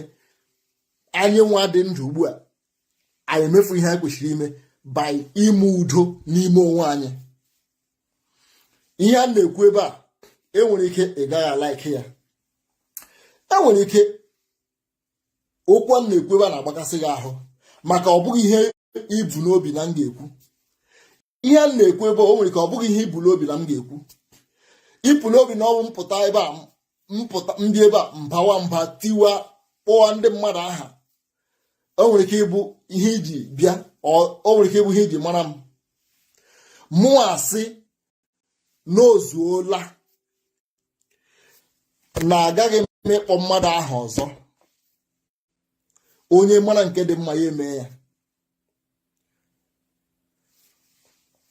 Mana ọ bụkwara ma Naịjirịa mere mụ na gị ji gbafuo, ọ ị na-ege m ntị site n'ala Igbo, mere imi na anya jide mụ na gị otu a, anyị ga-egbu Naịjirịa before Naịjirịa egbu anyị. Okay, Peter, thank you very much. God bless you too. Bịa ụmụnne m a na-aghọtara ihe m na-ekwu sef. Nsị gị bịa ka anyị gbuo Naịjirịa before Naịjirịa egbuo anyị, maka na ndị Naịjirịa gburu ọka nkụ, ndị Naịjirịa gburu erika, ndị Naịjirịa gburu ka na-egbu ka ga-egbu n'abalị a, ha ka nkụ. Nwanne m, ọ gị na-esere mụ na gị? Ka ihe na-esere mụ na gị ọwụ Biafra ọ bụ na-esere mụ na gị? Enwere ihe ọzọ na-esere mụ na gị? Nwanne m, amụma onye bụ bifọ, ime onye mbụ bifọ. Ọ maka na m pụtaziri tinye ọnụ ka anyị nwere onwe anyị, ka m ji bụrụ onye ọjọọ gị. Ọwụ maka na m pụtara tinye onwe m, tinye ihe niile, tinye nkụta m, tinye okwu ọnụ m, pụta na Facebook na-eti mkpu since 2015 ka anyị nwere onwe anyị. Ọ bụ ihe m ji bụrụ onye iro gị. Nwanne m, ke n'ihe m mere gị, ka ihe nwanne gị mere gị ji ere ya, ka ihe nwanne gị mere gị ji kpọ ya asị, ka ihe nwanne gị. Oke, ka m jụọ gị, Obi Kubana, all this e-money, all this, okay, but in fact, come up with all these people I kpọrọ celebrities si n'ala Igbo lekwubeghị okwu maka Biafra, oshibe ha n'ọnụ pụta, ha emebeghị, akpabeghị agwa ka ha agasị na ha need Biafra. All of them are supporting one Nigeria. Ịkparịala ha, ọkwa ha na-agara onwe ha. Tomorrow, if they had your occasion, you go still go. You go support them. Obi Kubana launched Odogwu Bitters last year. Obi Kubana, all of you know, he launched Odogwu Bitters. Kubana has said, na nke a bụ nke anyị. Obi Kubana ọpụtara bịa kwuo okwu Biafra before. igbuola ya ịkọọla ya ọnụ enweghị ihe mere ya ka ekwana ihe mere mụnwa ji pụtazie ka m soro gị kwuo okwu Biafra ka m soro gị nweta ihe anyị chọwa mụnwa wụrụzi onye iro gị. Why? Innocent nwere problem with it. Some time ago, Innocent Motors nwere problem with I think Zenith Bank, right? Yeah, I think Zenith Bank. The Ndigbo niile nwere go as Zenith Bank in Lagos, they rush to Zenith Bank and demand for their money. Why? Because Innocent Motors were onye Igbo, right? Innocent okwuola okwu maka Biafra. Innocent onwele eshi okwuru okwu maka Biafra. Onwele eshi okwuru okwu sị ka anyị nwere onwe anyị. Innocent na-arụ moto biya ndị Nigerian government security cars ejikwa na-egbukwa gị n'ala Igbo. Innocent na-arụ security cars like Hilux, powerful security cars, bulletproof. Innocent na-arụcha biya Nigerian government for free. In Nigerian government eburu ya bịa ala Igbo bịa host Operation Python Nas bịa host different egwu eke la ụmụnne ya la ndị ọzọ werekwa ya gbuo okwu ụmụ Igbo. Innocent igbuola ya nwere ịkpọrọ ya ha ka ihe o ji wuruzi ụmụnne gị ndị pụtara n'sị ka anyị tinye aka nweta Biafra ka anyị lara onwe anyị. Ha nwa bụrụzi unu ana agba onwe unu mgbe okpuru, unu na-akọta onwe unu n'efere mba ụwa na-agụ ya maka ọ bụ English ka eji na-asị ya. Ọ dị mma ọ bụ ka isi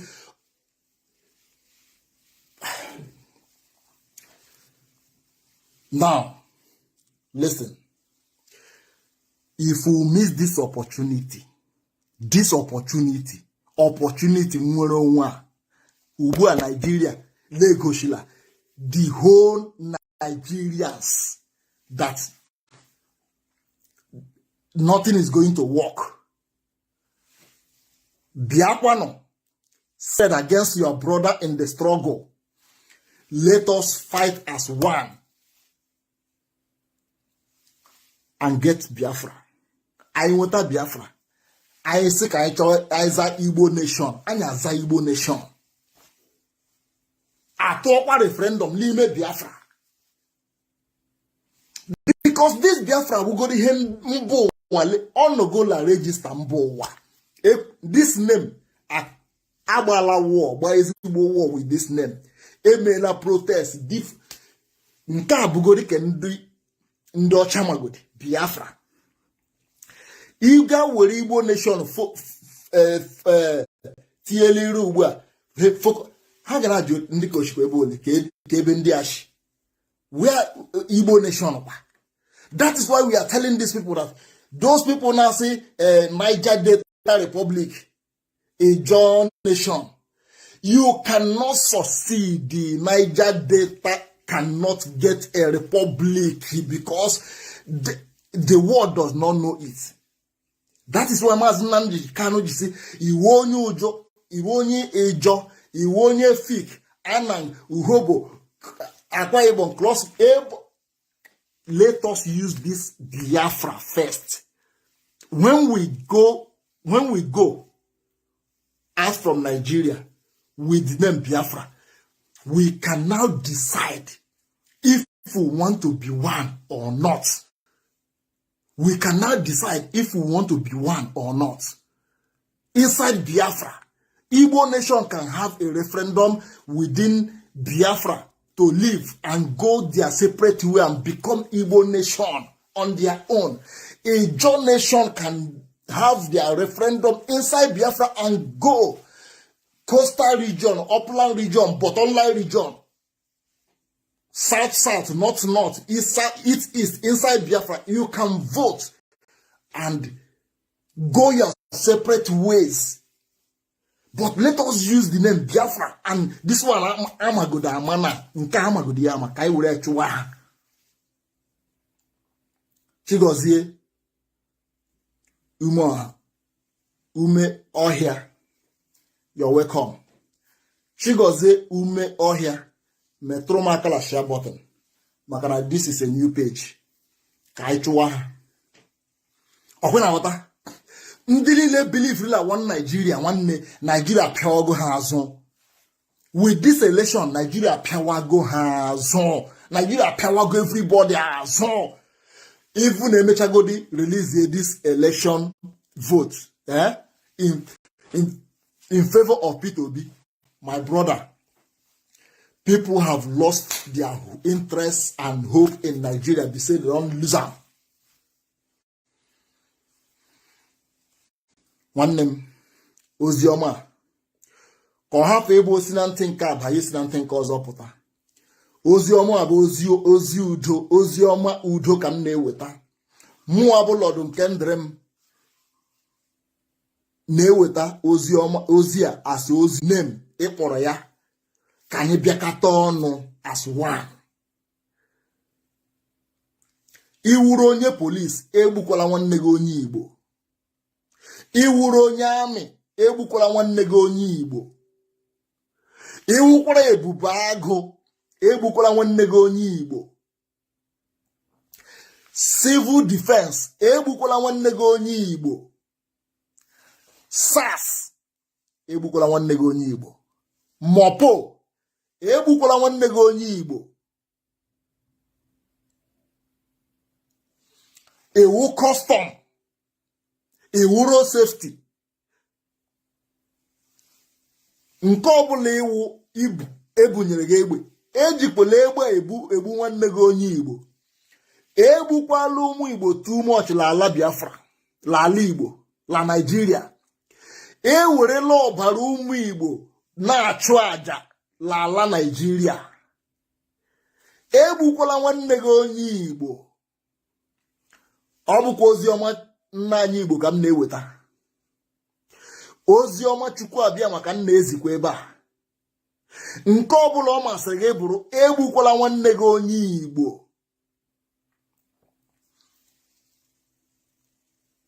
Maka mmakwara na abụla ikpeazụ. Mmakwara na abụla ikpeazụ. If you are one of those name ndị Obidient attack, seize the attack against the Obidient movement. Ndị support P2B.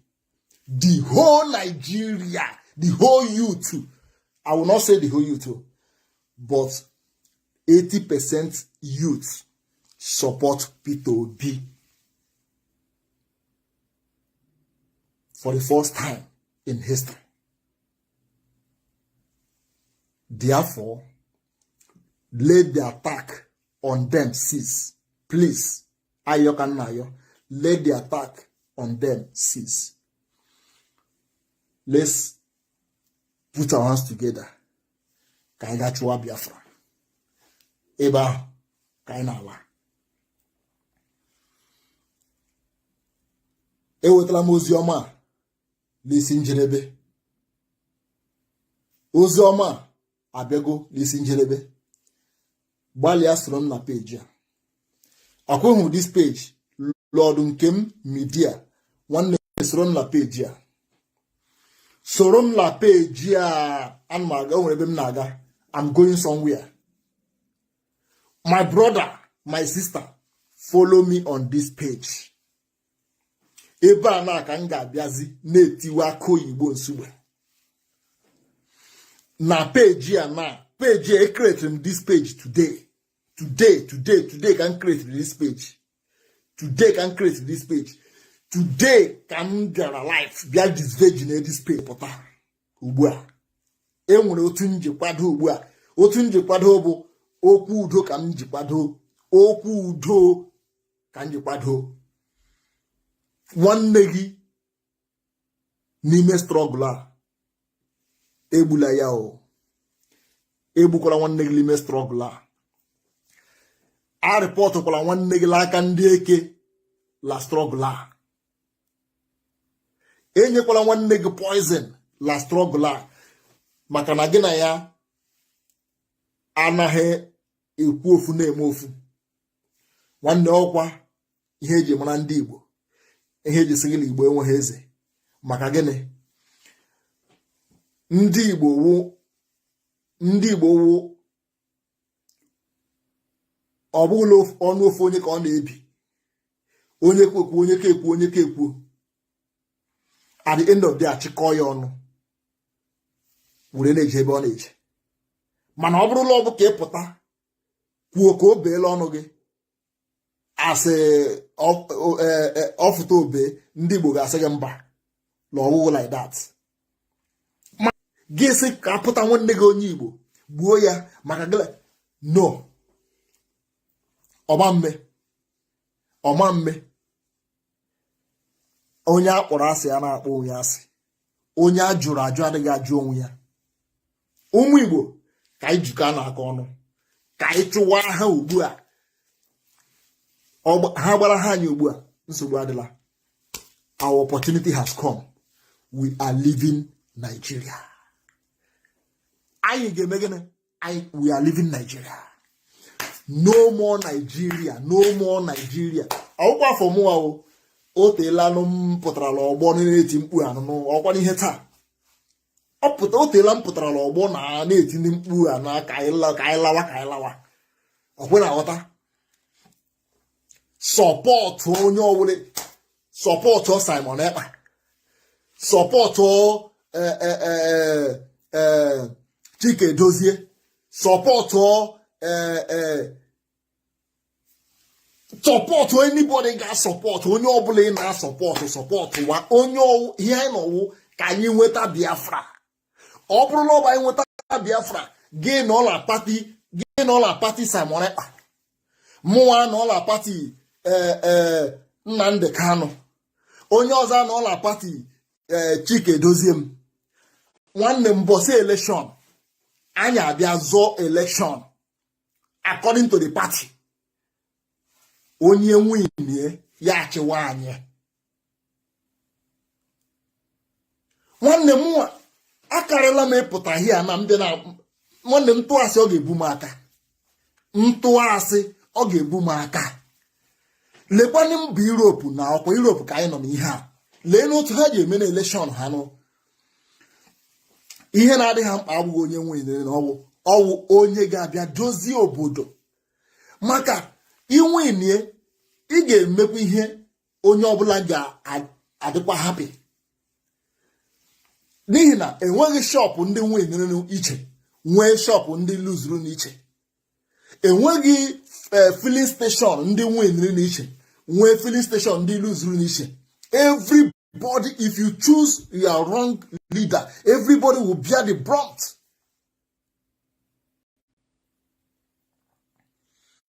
Favor nne, you are welcome. Favor nne, metro makala share button. Share this message. Metro makala share button. Nigerians does not understand that it is not the person you want to put in the office is the problem, but the system itself has been destroyed, corrupt, and rotten. But sometimes, only thing you have the problem. Sometimes, the person you put in the office also contribute to the problems. Somebody did Tinubu. Tell me what a Tinubu. Tell me what Tinubu is going to do for Nigeria. Huh? No, ekwu dịka Atiku. Egewa. Ekwu aka Atiku.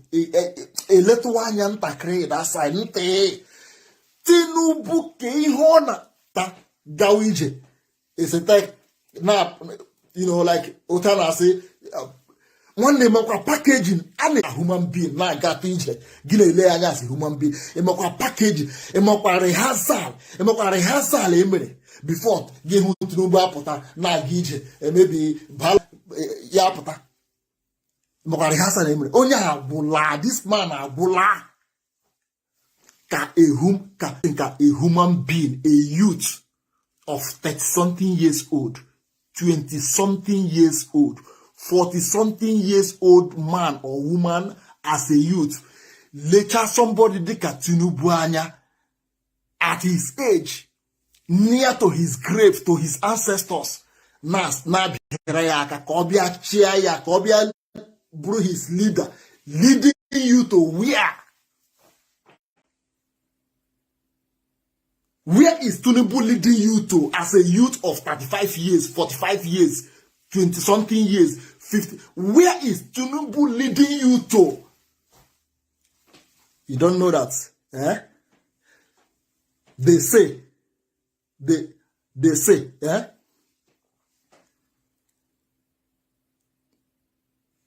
You are the result of your actions. You are the result of your actions. Your actions. If you don't know.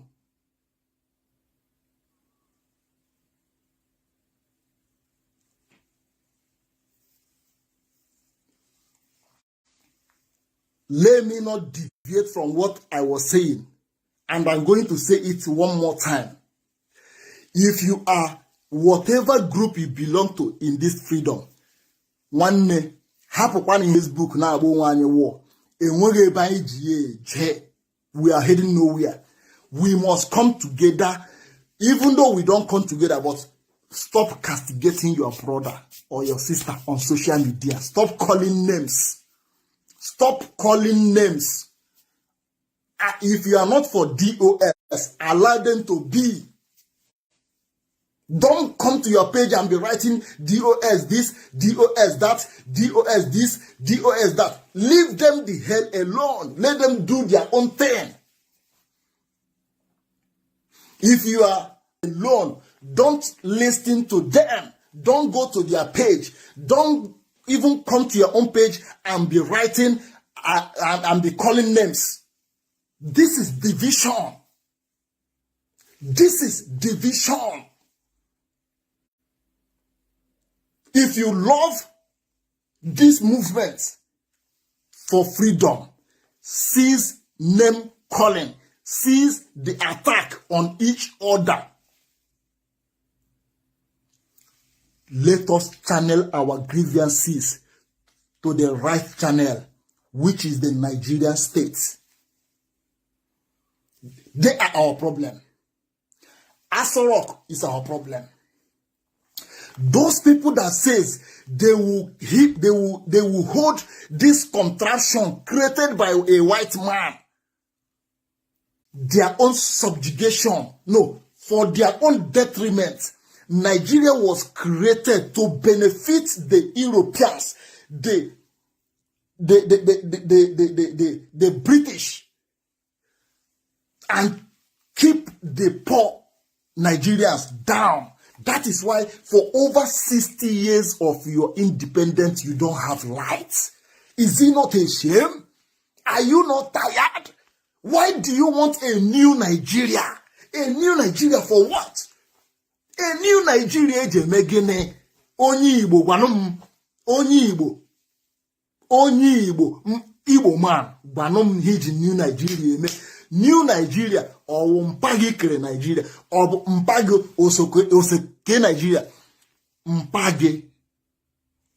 Also an agreement. Mpa mutara mpagi na mpa mutara mpampam. Also nandi mere agreement kanye bro one. Keg mere gilo onye Hausa one. Keg mere gilo onye Fulani one. The only thing we hear is one Nigeria. Nigeria is the only country that from the creation, it has always been the phrase, one Nigeria, one Nigeria, one Nigeria. Where is one Japan? Where is one Chinese or one China? Where is one Italy, one Germany? Okay, let me go back to Africa.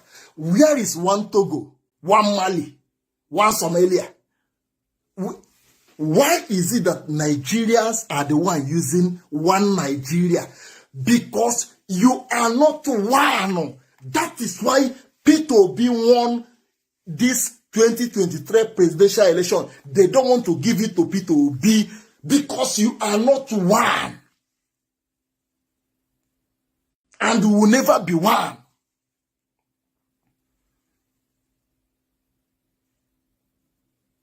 That is why I told you, injustice to one is injustice to all. I get you meko because I'm macho Biafra, I'm macho nwere Biafra, I'm macho ka anyị nwere nwe Nigeria.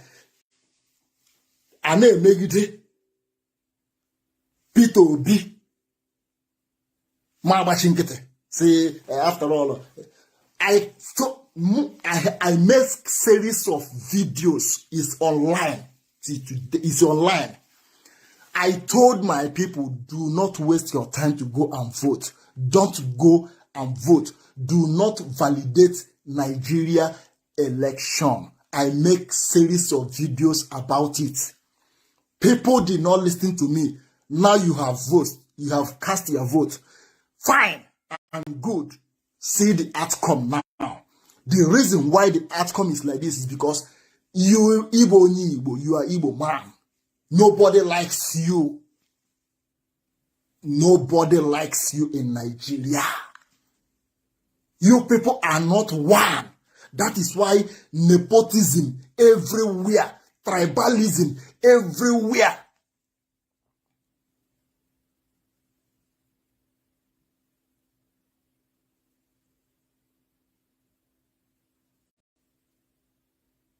No Igbo man is in the security, is a security chief. If Nigeria is planning anything security, Igbo man will not be there. If you emanot heje pogase, lime Nigeria, inado new Nigeria, emanot heje pogase.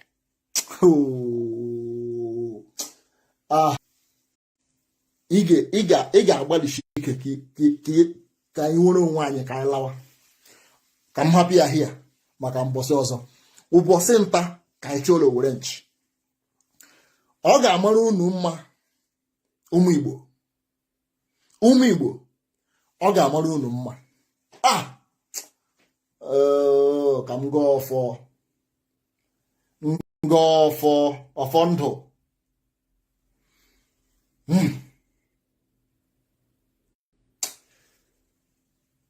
Don't go anywhere. Come with my come go off. Don't go anywhere. Wait for me. Come with my go room me for. 1 minute. I will be here.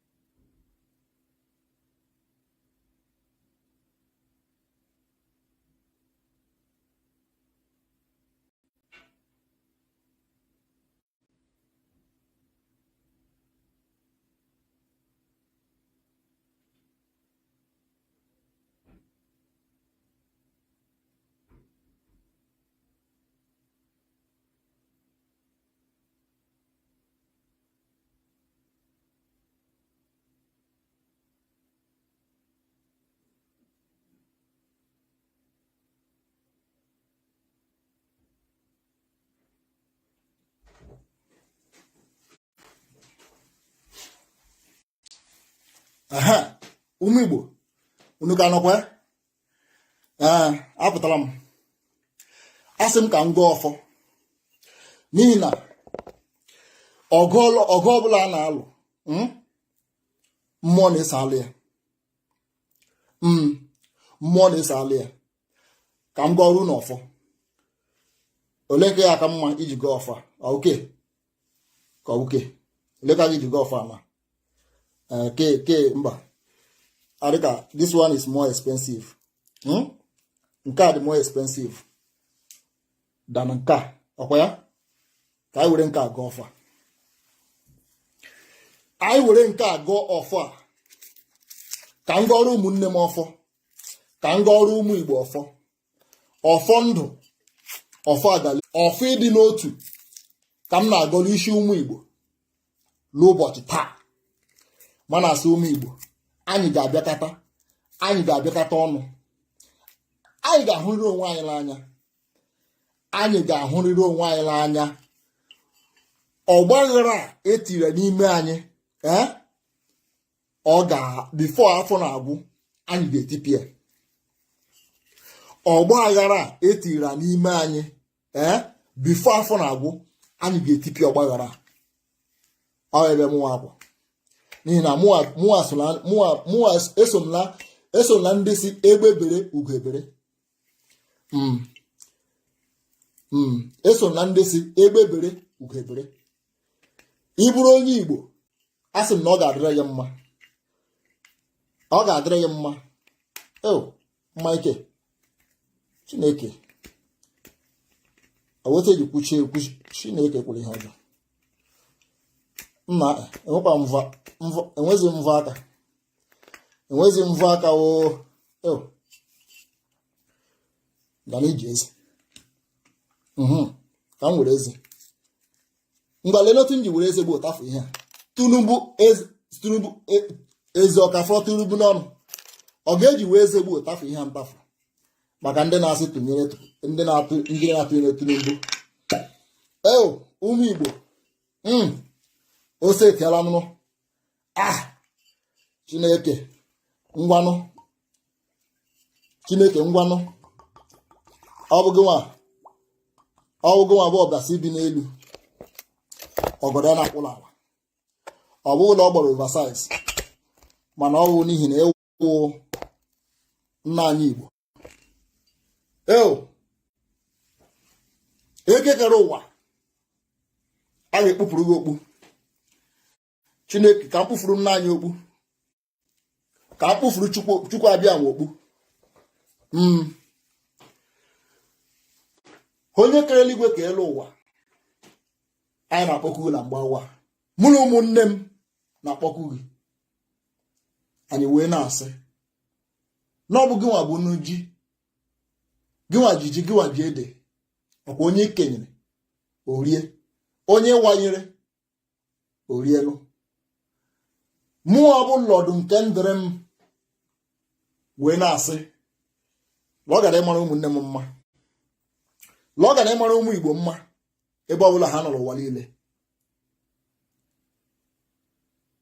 Chineke ọ bụ gịnwa bụ onye kere anyị tinye anyị n'ọwụwa anyanwụ ebe ụwa bidoro ọwụwa anyanwụ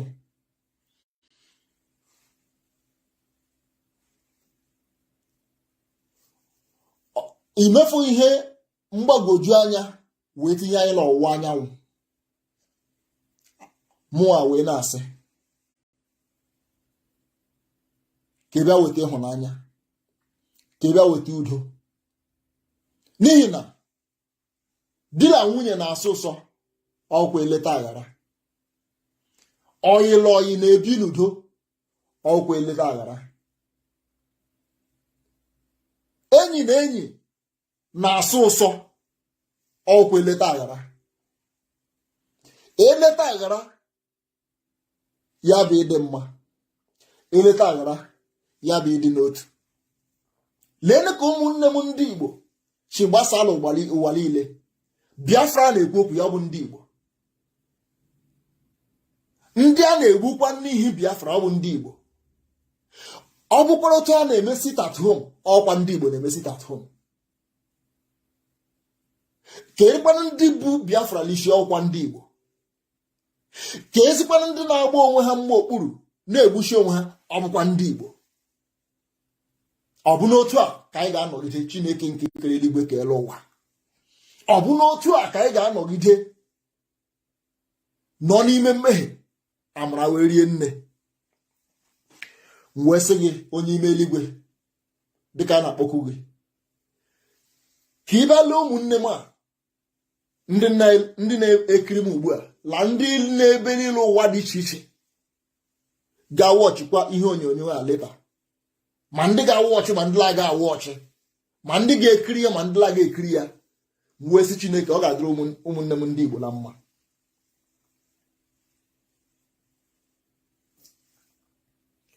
Nna anyị Igbo oge akara aka eruola. Nna anyị Igbo oge akara aka eruola. Esi na anyị kpọọ gị ofe ugbo na ị ga-aza ngwanụ.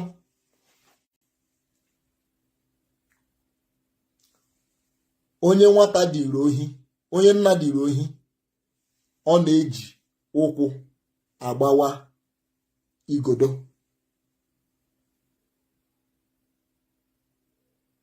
Nwata nna dịrị ohi, ọ na-eji ụkwụ agbawa igodo. Nna anyị Igbo, ngwanụ lekwa ụmụ gị, bịa chịkọta ha, mee ka ha dị n'otu. Lee ozi ọma ahụ obi nwanne ndị Igbo na-ezi ụmụnne anyị n'ụwa niile n'orutela m ntị. Wee sị ka m sonyere obi nwanne ndị Igbo wee gbasa ozi a, ozi dị n'otu, ozi ịgala iru, ozi jikọtụ aka ọnụ. Kpọlie mmụọ ndị Igbo dị iche iche ka ha soro n'ozi a, na anyị agaghị nọ n'ime mmehie amara wee rie nne.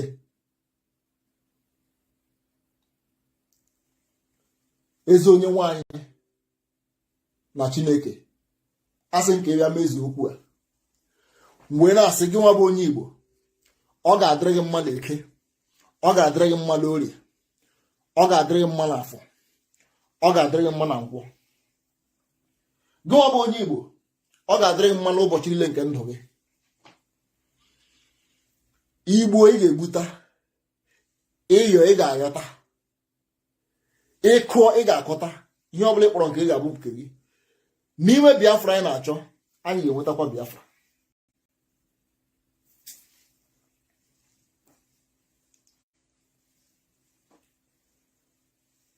Onye Igbo, mara onwe gị na onye asị ya mara onwe ya ọ bụghị ihe ọjọọ ka e mere ya. Marala ịbụ onye Igbo, marala ịbụ onye Igbo, marala akpọrọ gị asị, mana onye akpọrọ asị adịghị akpọ onwe ya. Onye akpọrọ asị adịghị akpọ onwe ya. Ịnọ ebe ndị etiti na-ekwu okwu gbasara ndị Igbo, ị mara na ndị etiti kpọrọ gị asị. Ịnọ ebe ndị ugwu na-ekwu okwu ndị Igbo, ị mara na ndị ugwu kpọrọ gị asị. Ịnọrọ ebe a na-ekwu okwu ndị Igbo, ị mara na akpọrọ gị asị. Mana akpọ gị asị, ị bịa kpọọ onwe gị asị, ị bịa na-agba nwanne gị wụọ, ị bịa na-agba nwanne gị wụọ, nwanne gị na-ata ụfụ dịka isi ata, ị bịa na-agba ya wụọ. Ngwanụ, dịka anyị na-awụ mmanya ọkụ ala ala, anyị sị ka obi ụmụ Igbo juru, ka obi ụmụ Igbo juru.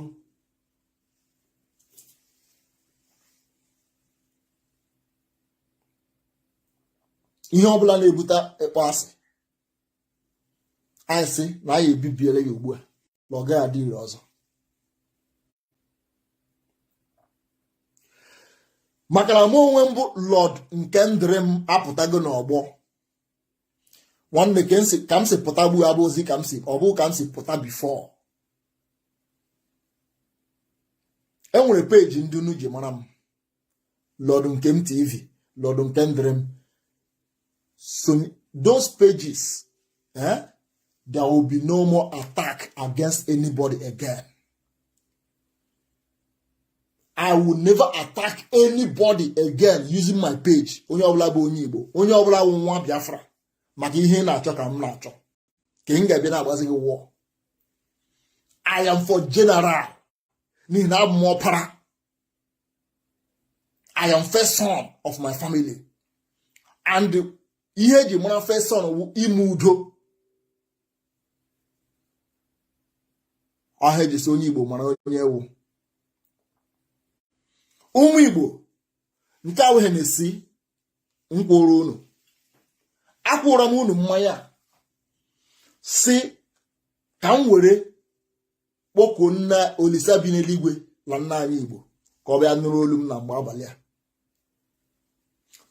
ka ọ bịa nụrụ olu m maka na ekwuola m dịka edira m si m bịa kwuo, n'ihi na ọ bụ ozi ka eziri m si m bịa kwuoro ụmụ Igbo gwa ha na oge ha ga-enweta nnwere onwe ahụ eruola.